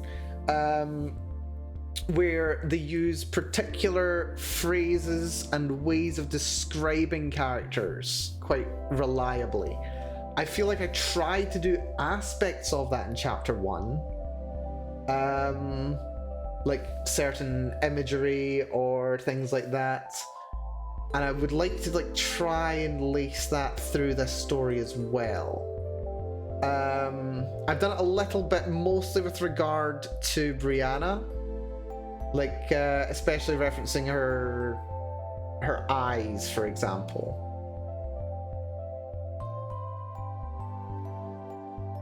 Maybe I should do similar for Jillian's eyes. That'll maybe be an editing pass. Might need be to create language around Jillian's eyes. I think just, yeah, like characters' eyes in general are going to be really useful here. But yeah, I like this. I like this. I like this a lot.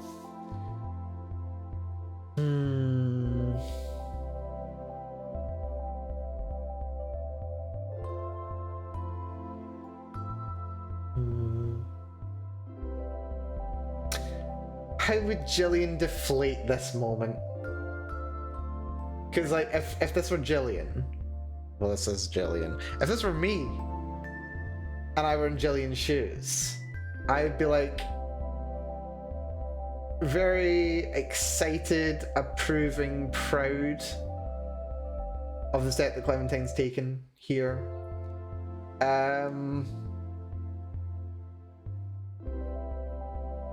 Because I think as well, like, Jillian would be aware that Clementine blames herself for some aspect of it. We're kind of returning to my understanding of where Jillian is. She'd be conscious that Clementine feels bad about something, but she's not sure exactly where. Like, she knows that Brianna's out of order, but she recognizes that Clementine feels she's out of order as well. So seeing her taking steps to overcome that shame and self-loathing would be a very, very important thing for Jillian to see. Like, this is something that she'd be looking for from Clementine.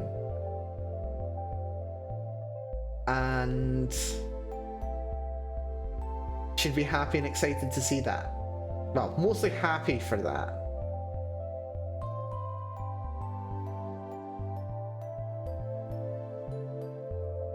I'm just projecting my own excitement for what's upcoming onto Jillian.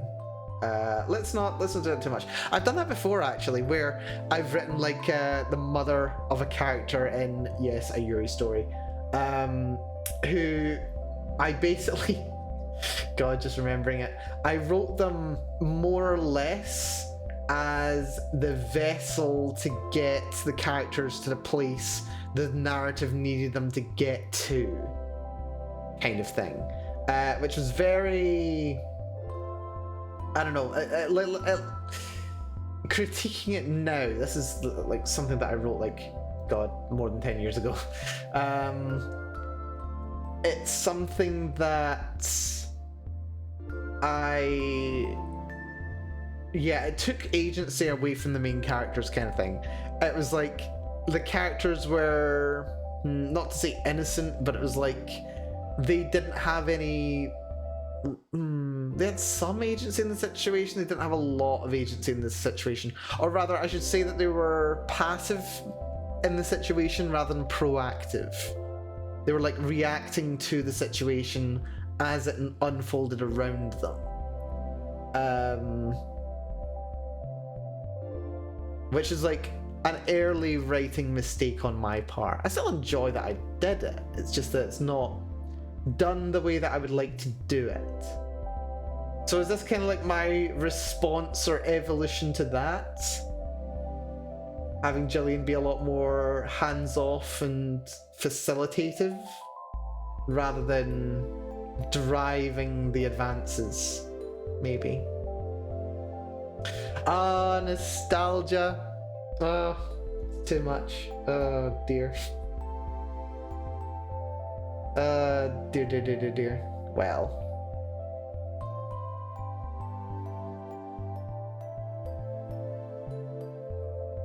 Something like approval in her expression.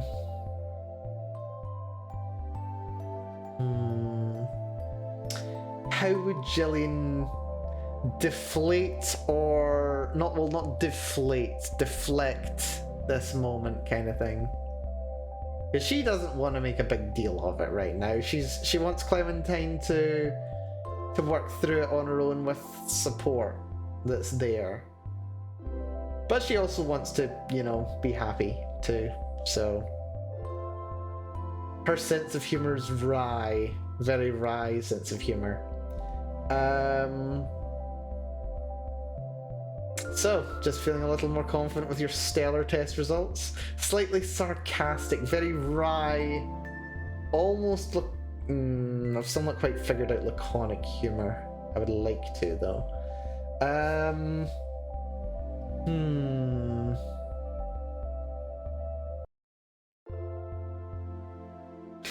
We can use humor and end the scene quite easily here.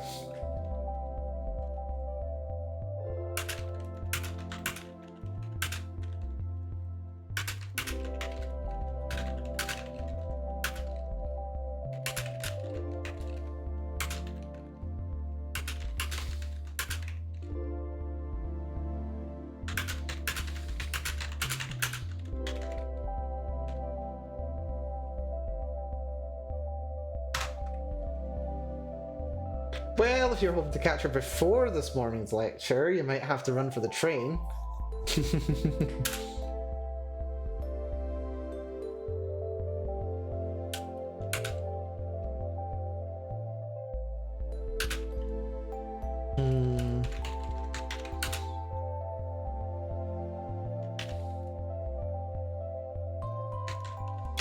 Jillian smiled.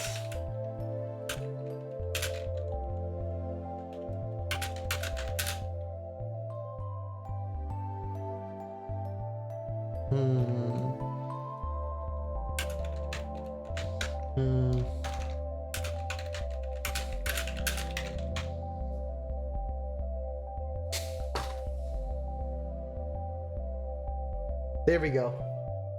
That's it. Nice way to wrap up the scene, as well as deflating the waiting moment and moving the story along. Works on multiple levels, just what I like to do.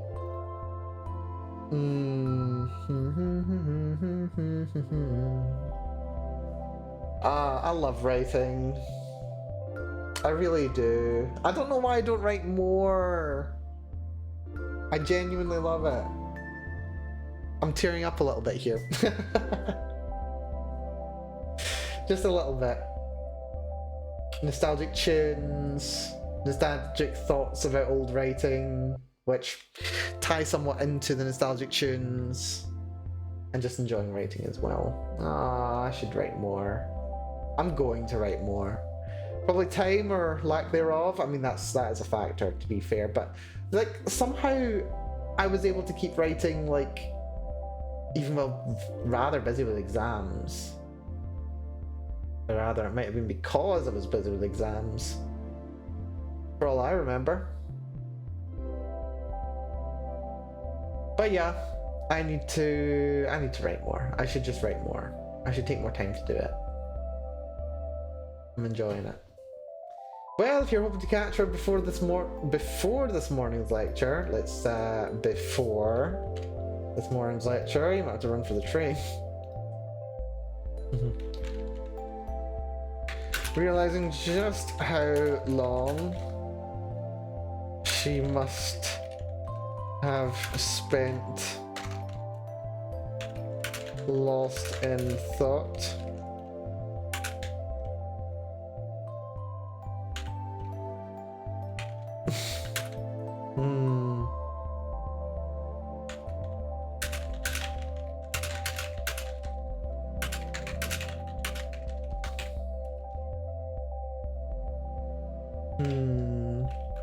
During schooling, I had way more free time during my degree than I do these days. That's relatable. Yes, very relatable.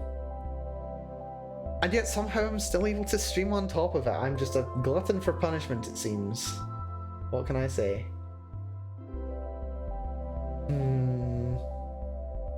But yeah, still nowhere near enough hours. There's just not enough hours in the day, is there? We need more hours in the day, or, you know, maybe a 4-day work week. That would also be nice. And stuff the last of her toast in her mouth. Grabbed her bag.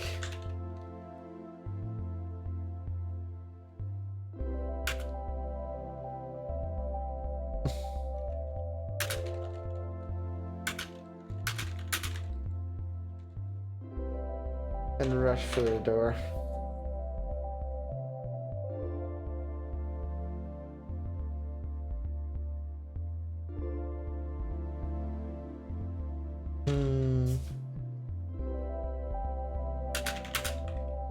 and grabbed her bag. We'll save the line about rushing for the door. Thanks, Mama. Wait, would Mama be capitalized if it's... Yes, Mama would be capitalized if she's referring to her with the title. So thanks, Mama.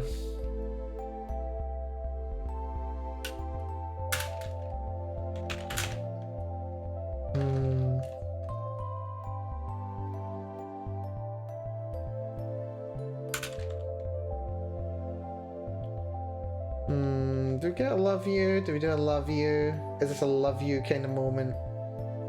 I like the love you kind of moment myself. Oh my god, yes, 4-day work week, but not that cheap schedule where they make you work 10 hours a day to make up for it. No, no, no, no, no, no, no, no, no, no, no, no. We're talking working 32 hours a week for the same amount of money, the way that it should be done. Just had a cursed thought. Saw a video on owls and how they have tubular eyes to fit in their skull. Oh yeah, hell yeah, that's true. Made me remember some diagrams x-raying how much space eyes would take up in anime characters. And now I'm imagining anime characters with an immovable 1,000-yard stare and 270-degree neck mobility. Yeah. Not to mention the mouth being halfway up the side of their cheek. I can't really... My mouth isn't that expressive, okay? But still, imagine it was like halfway up my cheek right now. Yeah. Dear. Okay, that'll do. Mama, love you.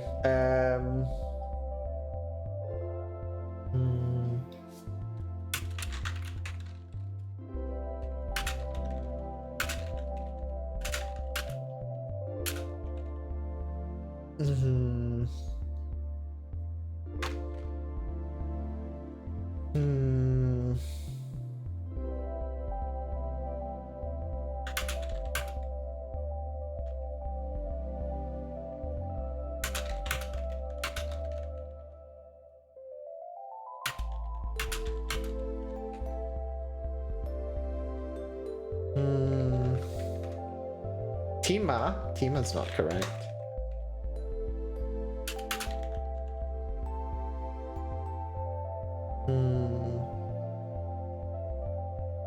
I ought not to think about this. No, this is true. Unfortunately said, now you have to be conscious of it, just like the rest of us.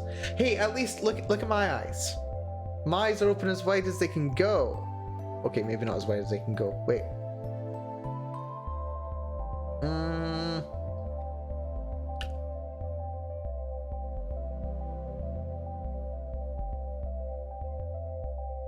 It worked for a second there. Hold on. Yeah, how do I do it? I think jumping spiders have the same thing going on. Tubular eyes. Jumping spiders are adorable. I love jumping spiders so much. They're so cute. Unreasonably cute little creatures. Yeah.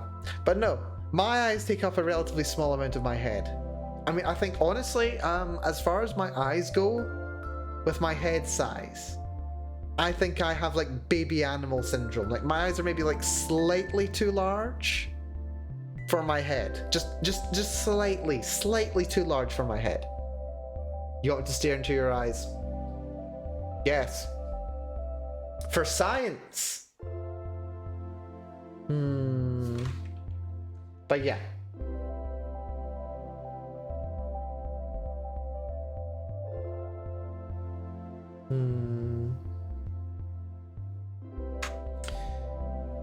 You know what? Let's have the love you from... Oh, that did not work out right. Let's have the love you from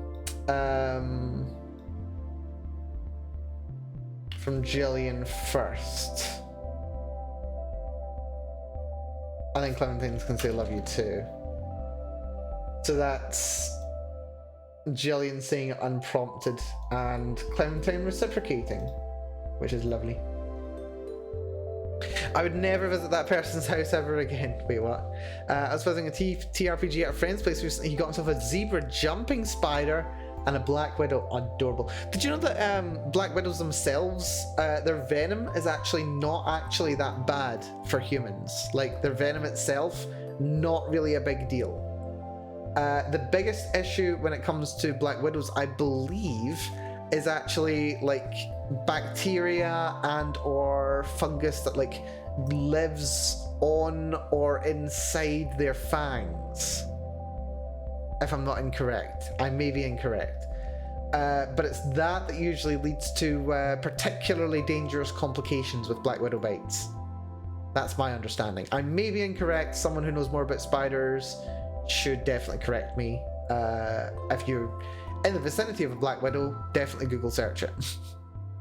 There's a bit of a guy on YouTube that got himself bit. He looked miserable. Yeah. I don't know why people do that, you know, just get bit by dangerous creatures or poisoned by them just for fun. Well, not fun, but for masochism's sake? Question mark? I don't know. Right, anyway. First scene done. Well done, Mel. Okay, well, I'm not done, but we've already managed to solve them out. Not deadly, but whole body pain miserable. Yeah, exactly. Some people are just people. Yeah, fair. Yeah, we definitely need to expand on this little bit about Jillian leaving the house.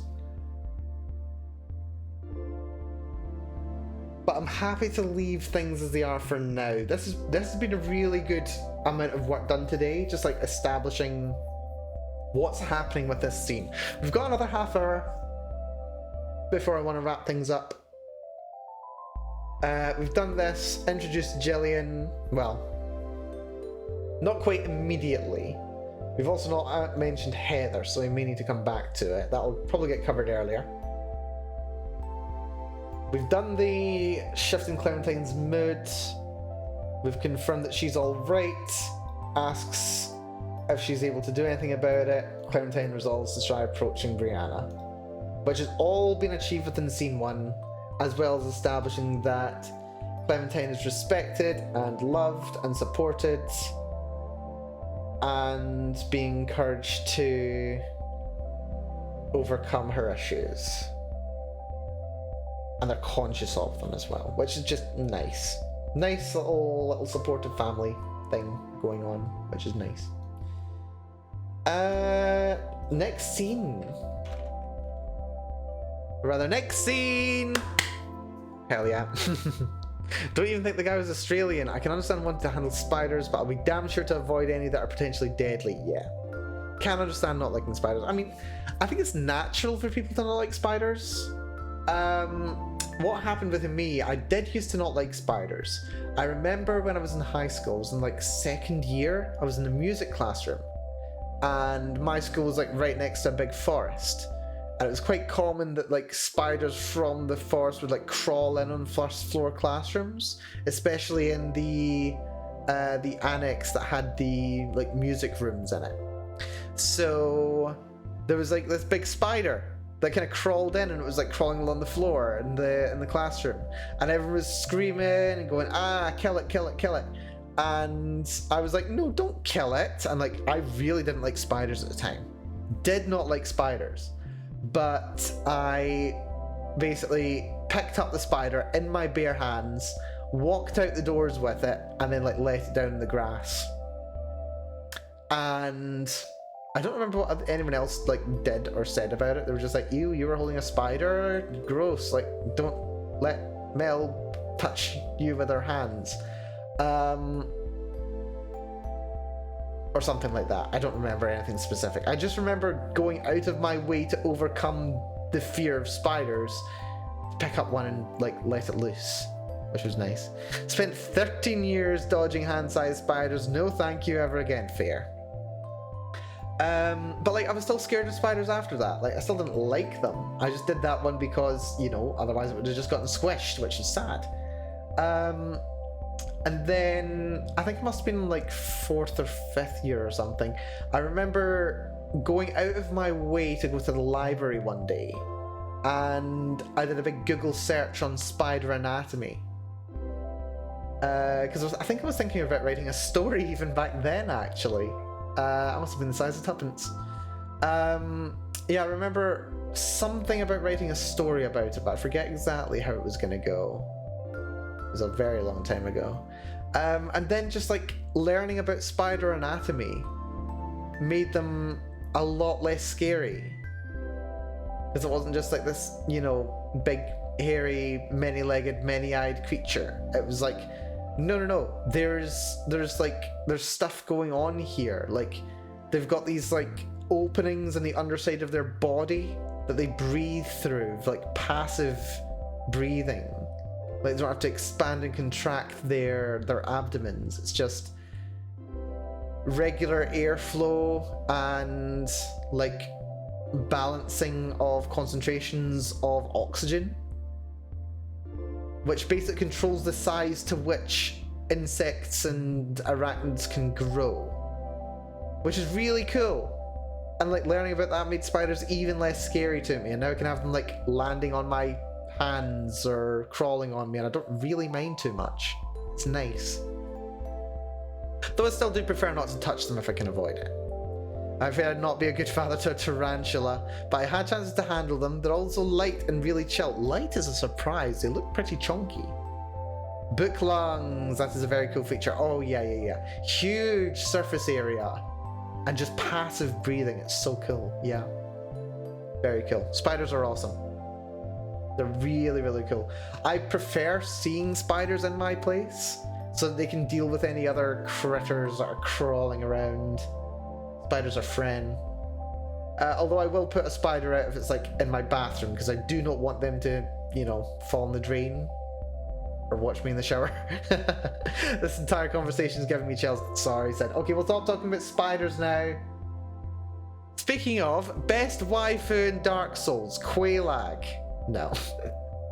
That'll do for now on spiders. Sorry, said. Right, we've got the attempts to interact with Brianna.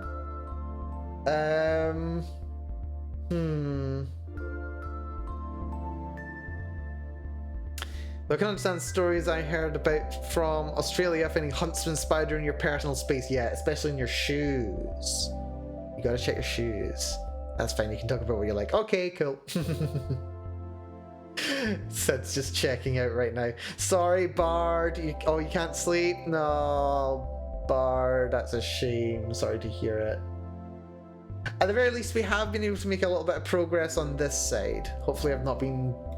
I don't know if you've been lurking, but I've probably been disturbing you somewhat, especially with spider talk. Counterpoint, crossbreed Priscilla. Okay, yeah, no, crossbreed Priscilla is definitely best waifu, no joke. No, I mean, consider that I couldn't even bear to consider attacking her in her Dark Souls run when I played. I couldn't bear to kill her.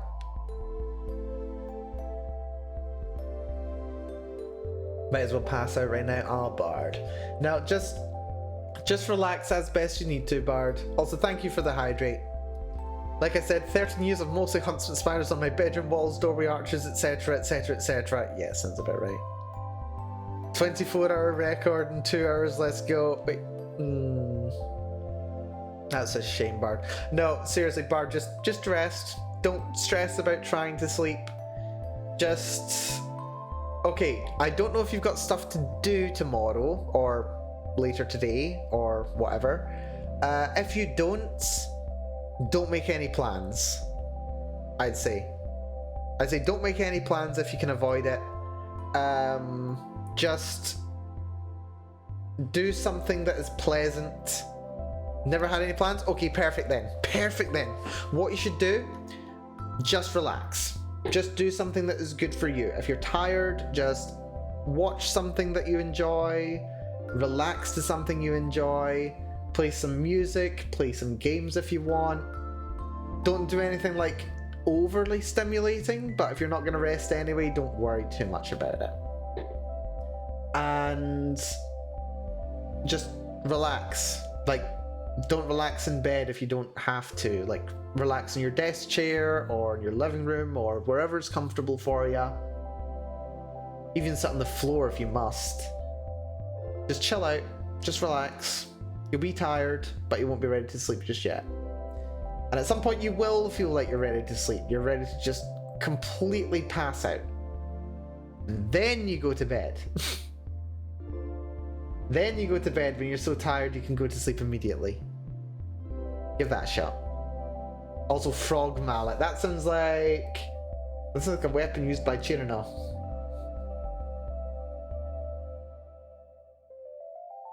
But yeah, rest, just rest, and be patient with yourself, Bar. Don't try and force it. Just let it come as it does.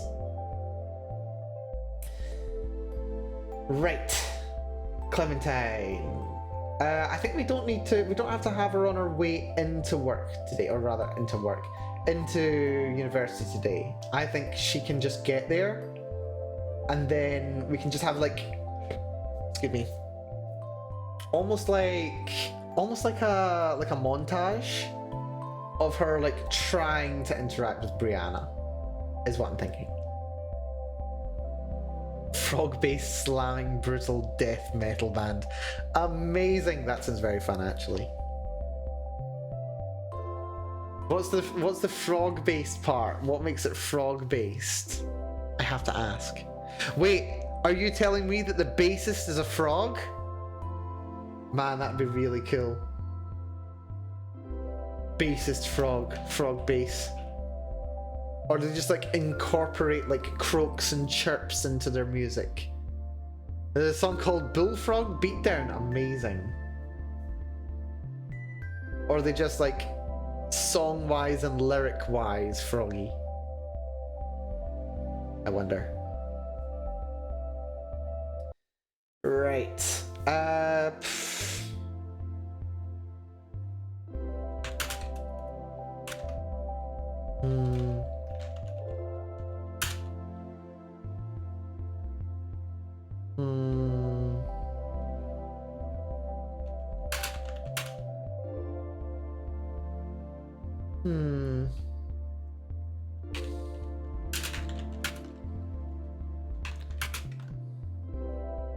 Despite rushing, Clementine made her...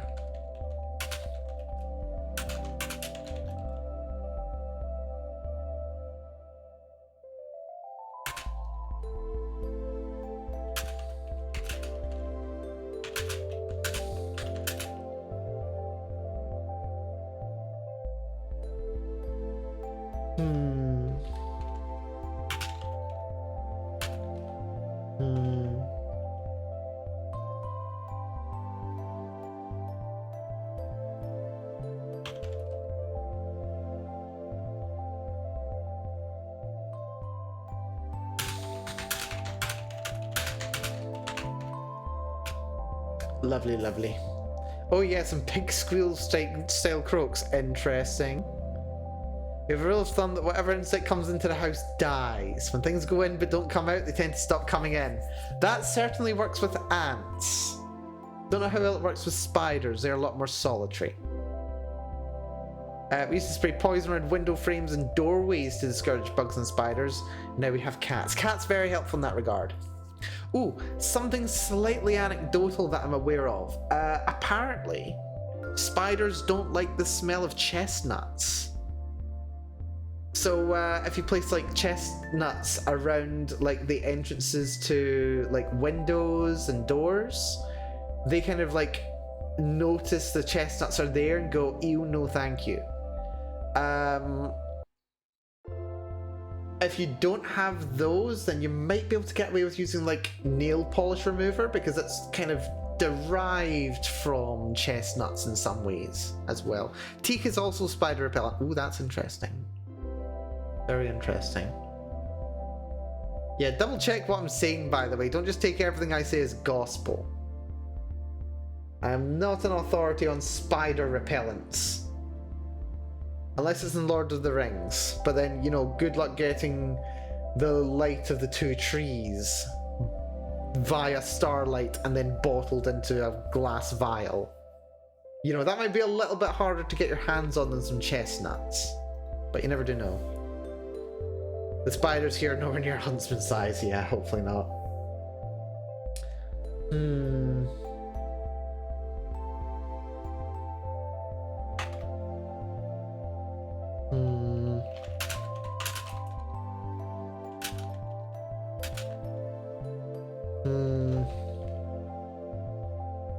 She pushed through the...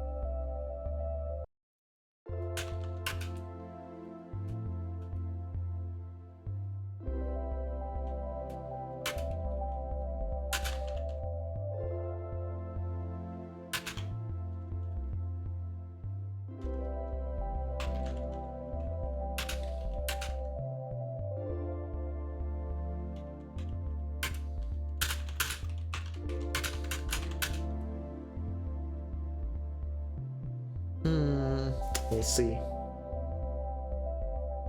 That's why chests were made out of teak, as they were used for long-term storage, but spiders would otherwise just love. Ooh, very interesting. Would handle a huntsman if had the opportunity. I'd be up for it. With ants, it's backwards. They don't stop coming in if they don't return. However, if they do return, they stop going around scouting and start moving in full scale. This is true. The way that, like, okay, so my old family home before moving out, it had a bit of a recurring problem with ants every year. So every year ants would like start crawling in from both the front door and the back door at the same time. The way that they were dealt with, strangely enough, wasn't by putting down poison, it wasn't by pouring boiling water over them or anything like that. The way they were handled was by sweeping them up into a dustpan. And then, once you got in the dustpan, just kind of like shaking them to stay in the dustpan so you don't like crawl out of it while you're sweeping the other ones up. And then dumping them all outside, like near where their home is. And they end up being so kind of disoriented and traumatized by the experience, they just leave warnings to say, no, no, bad idea, no one go this way, you will get the equivalent of ant sick if you go this way. And we've barely had to deal with any ants since. Very fortunately, I'm on the top floor of my flat, which is good for my thighs, but also good because there's no bugs up here. Well, okay, there's a couple of bugs, but they're like fairly rare, all things considered. The very odd spider, maybe a beetle or two crawls in or comes in with like fruit on occasion. But yeah, not bad at all. Not a bad little corner, I've found.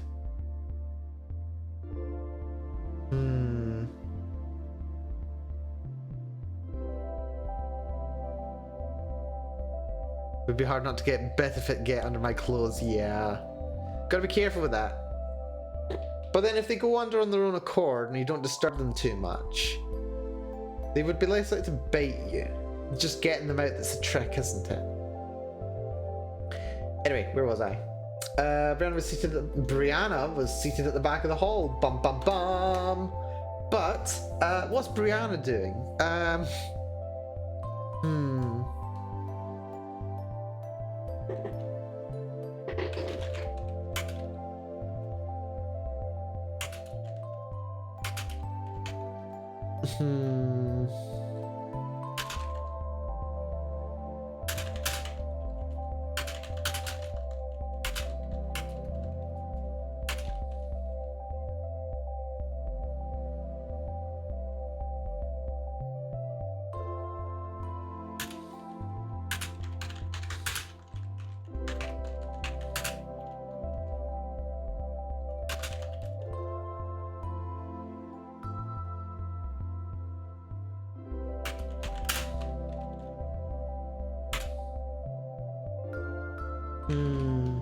Not standing there.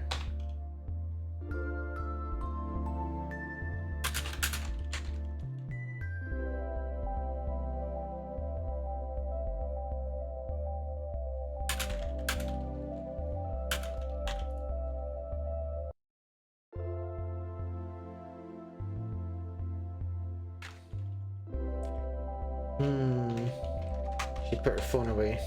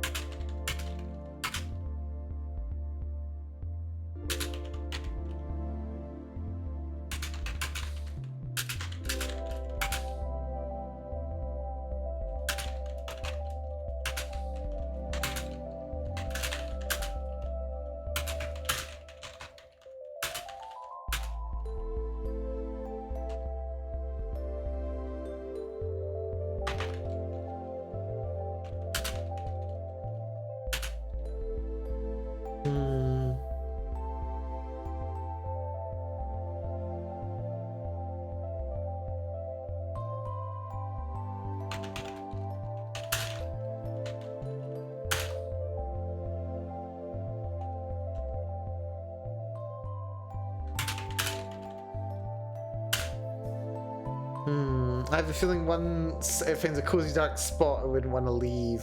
Yeah, but you don't want to make the spot too cozy. Also, if something were trying to attack you from, you know, overhead, why would you decide the best way to deter it from doing so would be to bite the ground you're standing on? Or the ceiling above your head if it were, you know, standing on your clothes. Yeah. You'd have to kind of shake it out or kind of poke it out a little bit. You know, the trick would be, does the spider know that it's actually on top of something bigger than it? I wonder. Maybe. Maybe it would. I don't know. Spiders have surprisingly good vision. Especially jumpy ones. Something couldn't be exactly be sure.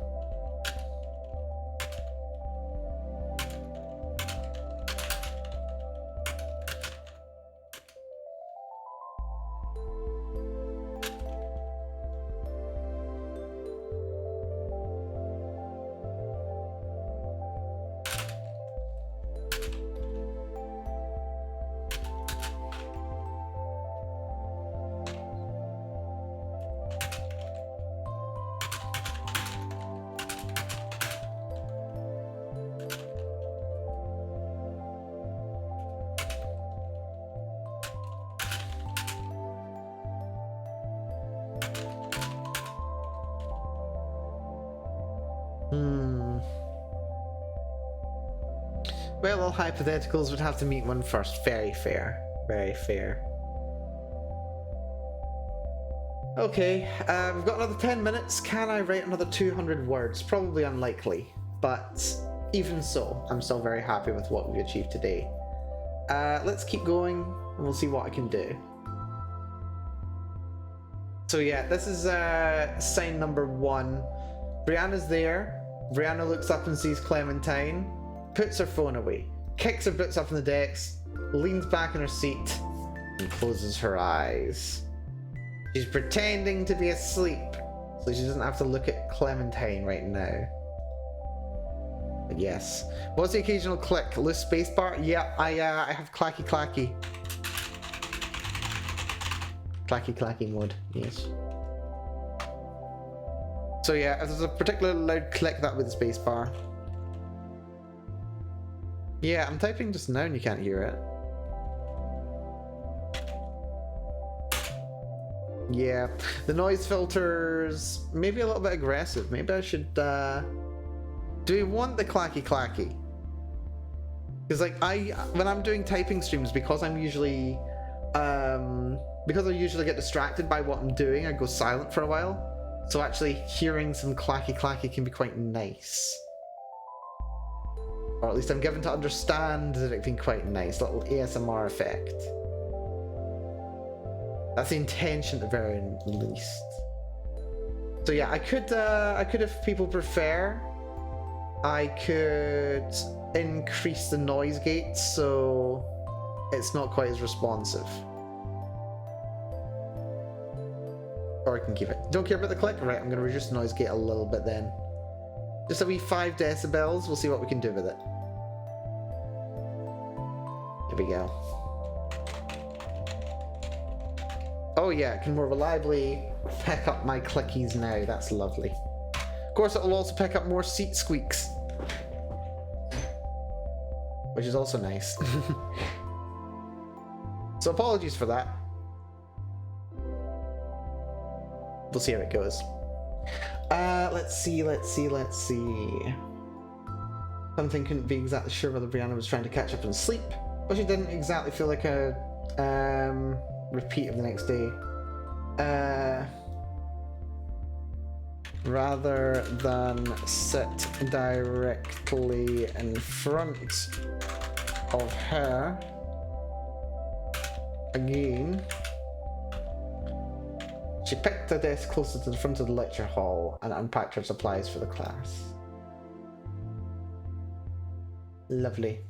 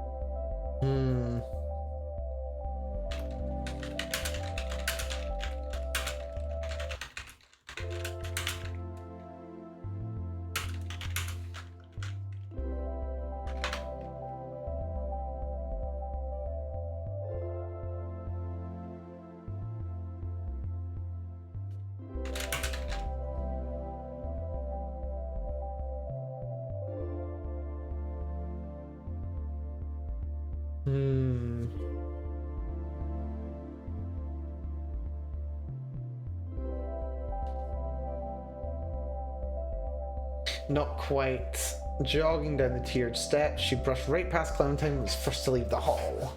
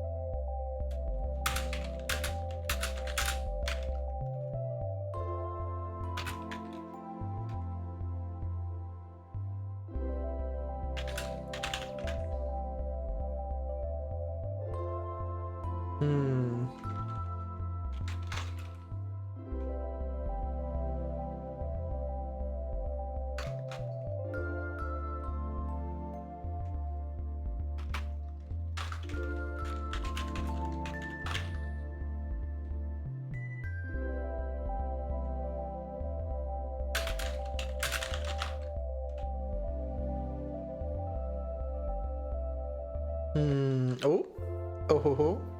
Rose41, good to see you. Thank you so much for the follow. Hopefully you're doing well. Welcome to the stream. Hopefully you're having yourself a good week and you're enjoying yourself today. Certainly seems that if you're dropping a follow, I hope you continue to do so as well. Hello Rose, what are you writing? I'm writing a lovely little Yuri story I've had in mind for the last month, actually. roughly speaking. We finished chapter 1 already. It had about 3,000 words in it. I'm planning a 5-chapter story.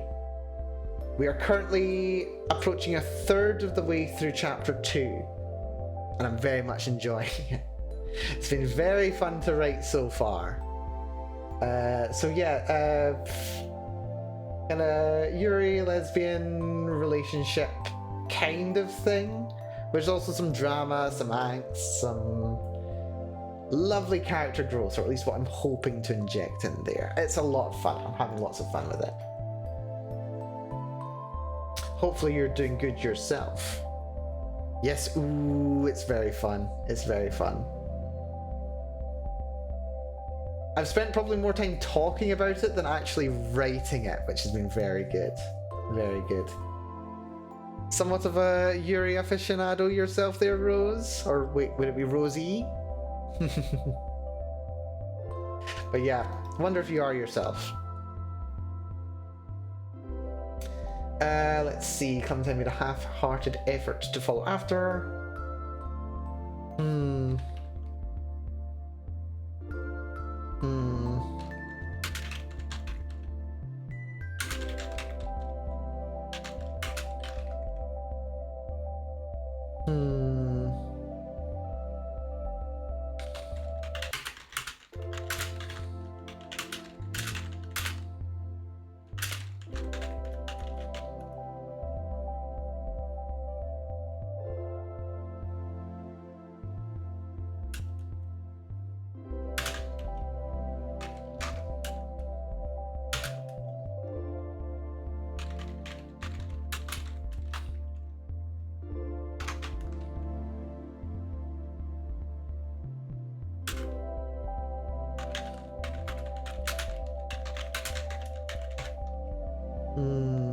A what? A what? She means, do you like Yuri? Yes, that's the question. There we go. Do you enjoy Yuri yourself?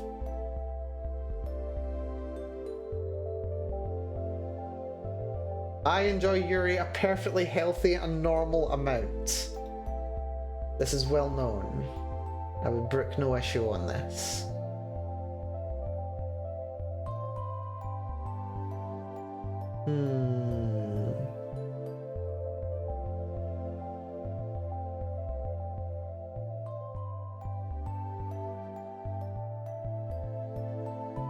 Oh, wow. Okay, sorry, I just got immediately distracted by the music that is currently playing. I have just learned that Clarice did the ending theme tune for the new Spice and Wolf anime. And it is very charming. Sounds like a mini marchy band. It's very cute. Love Clarice. I love Clarice so much. It's so good. Didn't know what that was, but from my 1 minute of research, it sounds pretty awesome. Ah, right. That's good. Yeah. Lesbian stories. They're very comfy. They're adorable. I love them. The much enjoyed genre of fiction for me.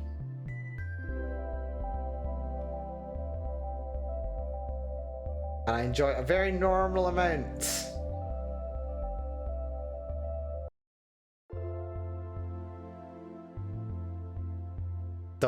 Shush. So yeah, the story itself is a dysfunctional relationship between two people who used to be friends, and the way that they go about overcoming that awkwardness, moving past their issues, and growing as individual. That's the story, basically. That's basically the story that I'm going for. With extra steps, okay? With extra steps. Ignore this question here. Don't worry about it. It's fine. This is normal. This is normal and fine, and for entirely legitimate reasons. It's fine. Oh, but that is 10 o'clock. You know what? I can go for a little bit longer. Another 150 words. What's that? Let's actually focus it down. Clementine made a half-hearted effort to follow after her, but as the blonde ponytail pulled so far ahead of her, she sighed, resolving to catch her again later. This is practically a... what's it called scene? This is practically a montage.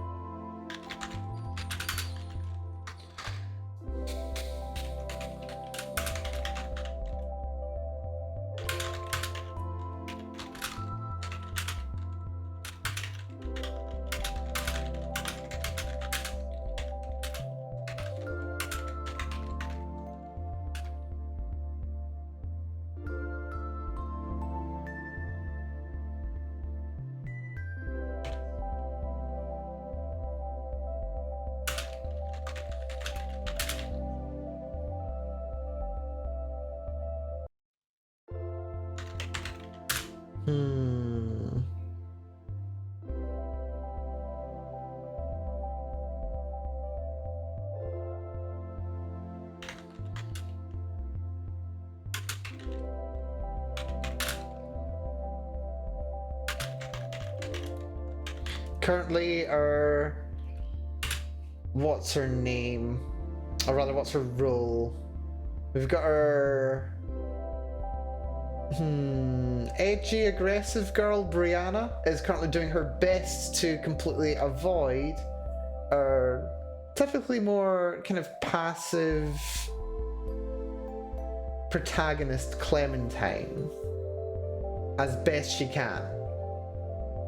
She's being a bit transparent in that regard. She's doing her best to avoid her, so she doesn't have to think about what happened the day before. But that's not exactly going very well for her. She's kind of making it kind of obvious that she's avoiding her.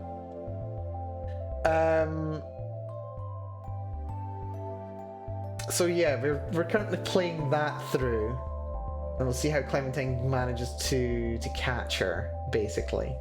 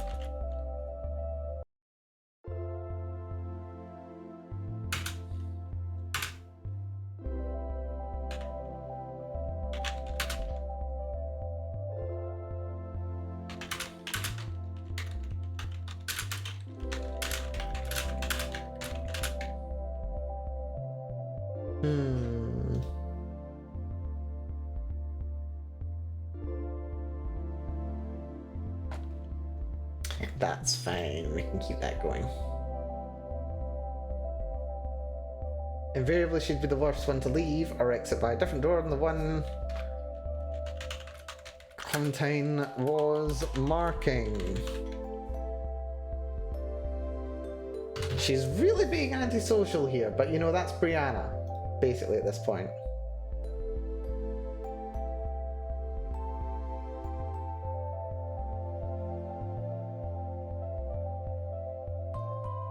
What else can we do? 100 more words, let's do this thing. I need to be asleep in less than an hour.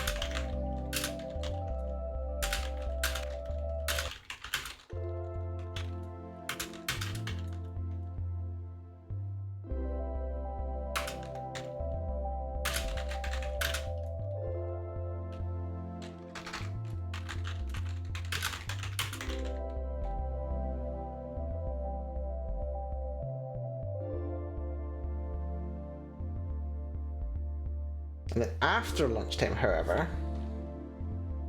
Hmm...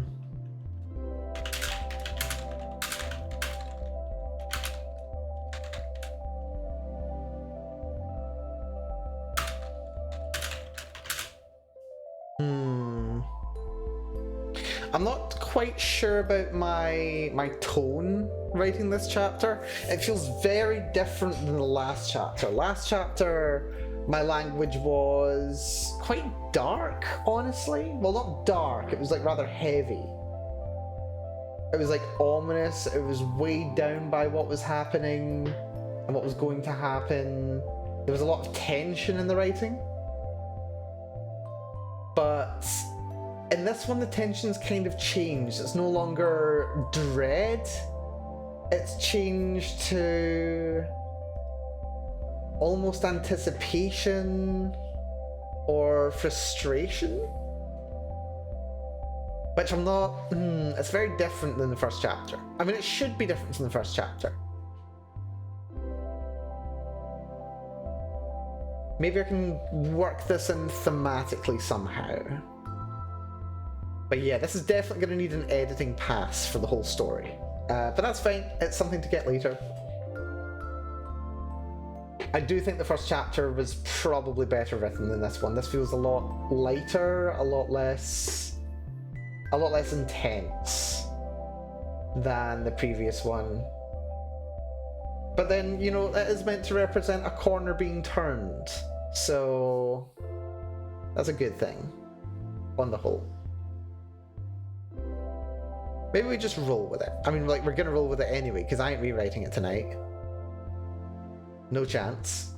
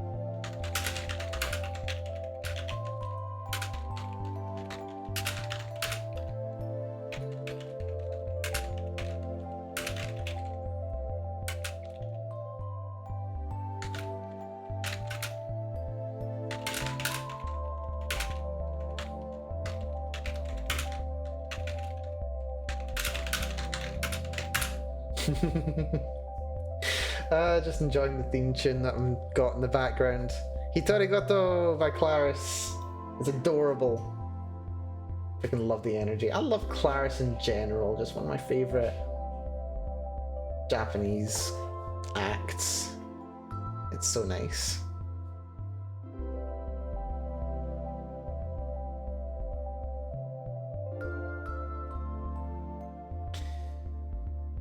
Wait for the class, I'll currently find the room to finish up. Not fish up, finish up. We're not fishing here. We're finishing.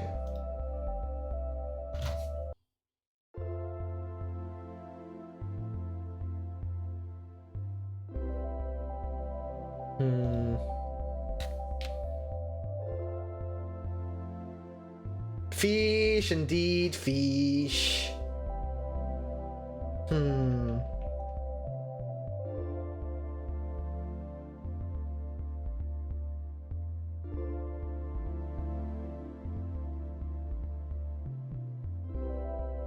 Wait for the class to finish up.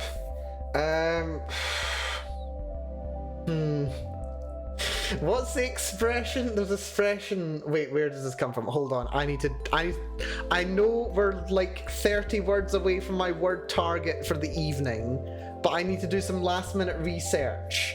Right.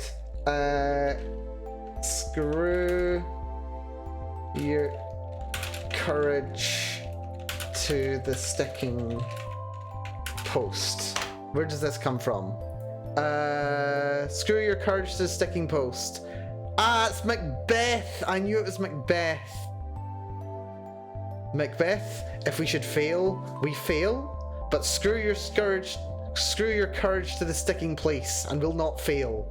It's Macbeth! Okay, let's Macbeth this shit up. Why the hell not? Dear, I don't think I should use Clementine screwed her courage to the sticking place. I don't think we can quite use that expression there, but I enjoy it nonetheless. Dear. Let's see. I knew there's a reference in there somewhere. That was good. I enjoyed that.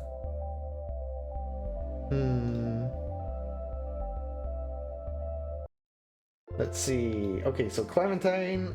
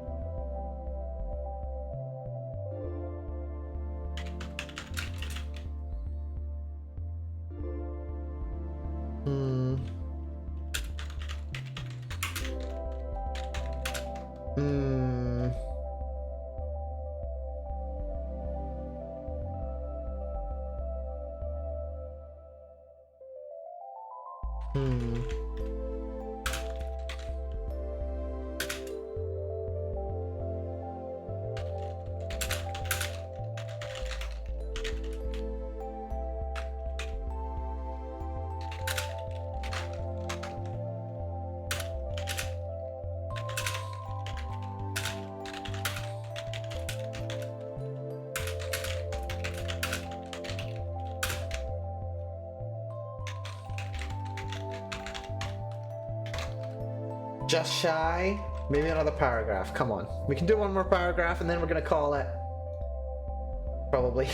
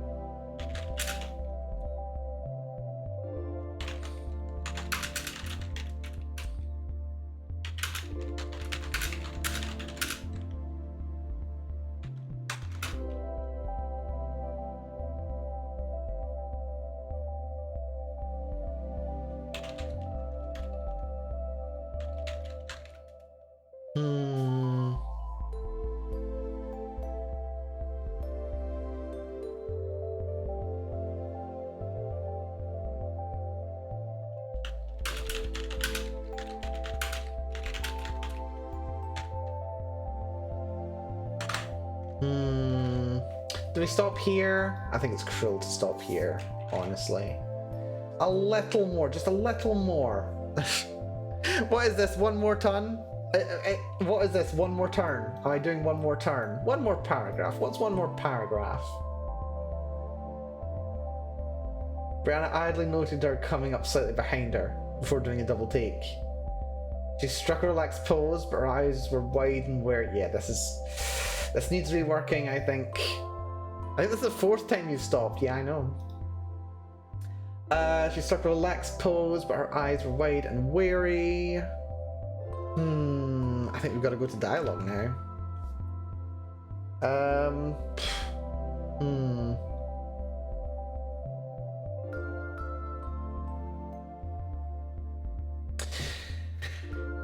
how do we dialogue this though?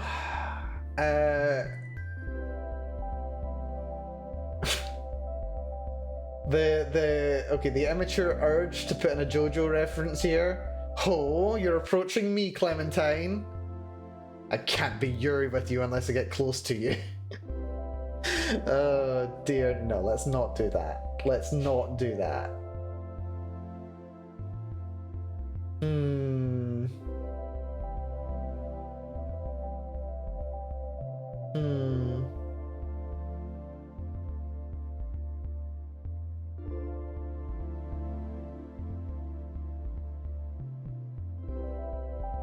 I need to think on this. I think I need to think on this more than I currently have time to do so.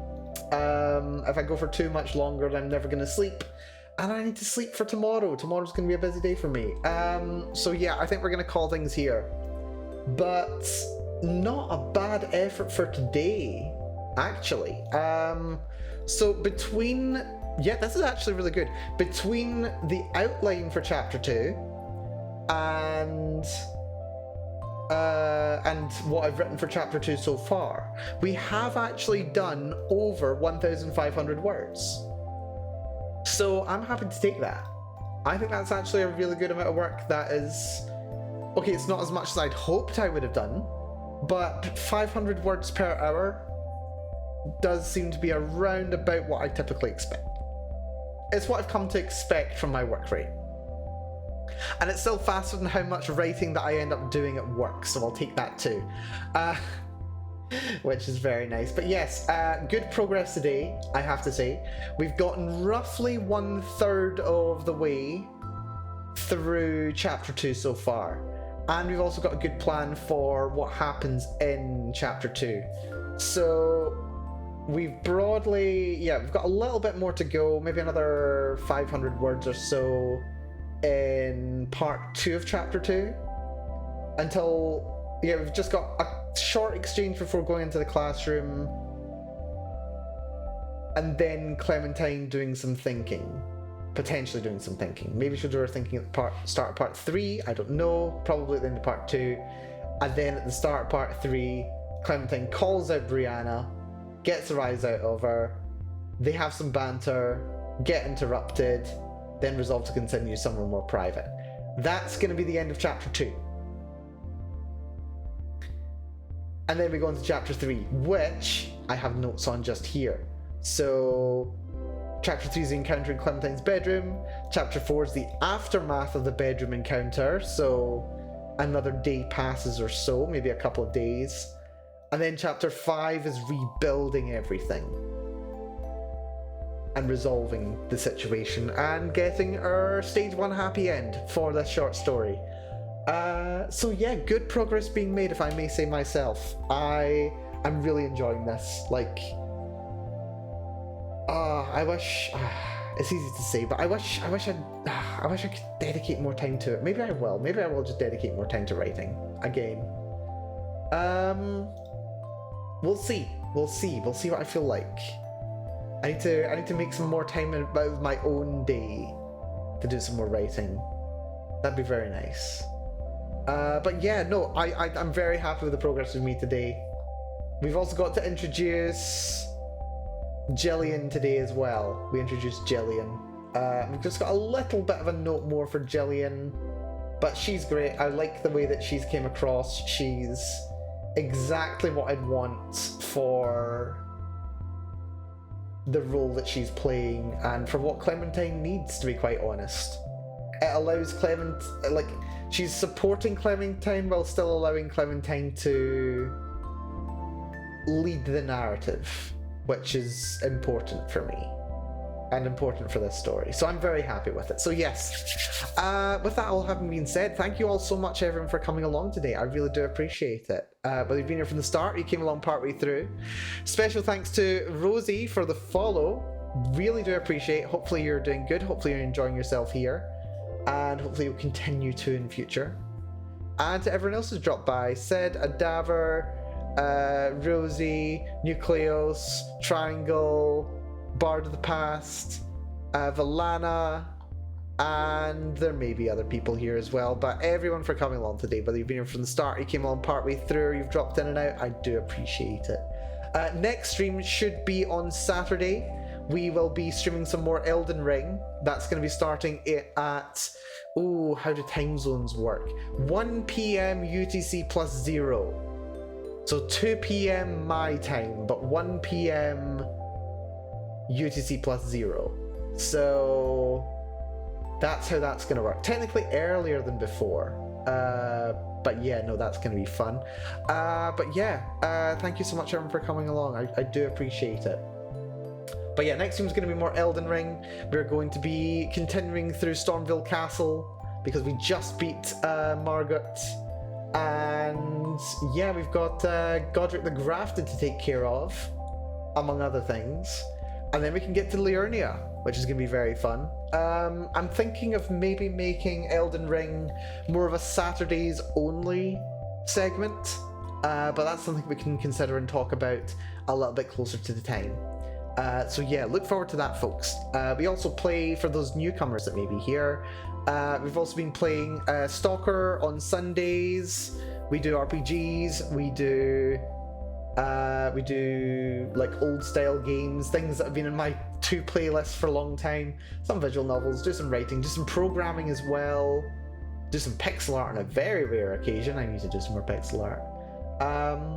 But yeah, no, all kinds of stuff to look forward to. But yes, until next time, everyone, thank you so much again for dropping by. Take care of yourselves, be good to yourselves, and I will see you all again very, very soon.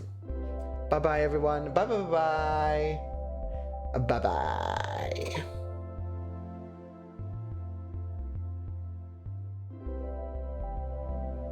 I love writing. I really do. I really do. Glad I had the energy to today. Last week was just so... I was just so exhausted last week.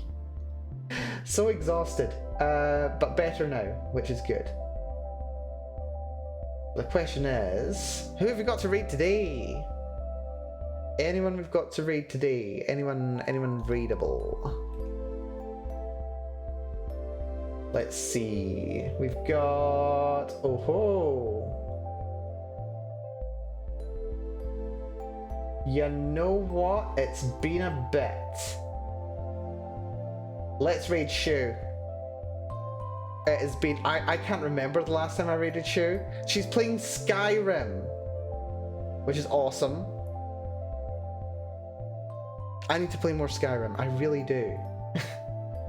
Why do I keep skipping Skyrim? Let's raid Shu. Take care all. Matane.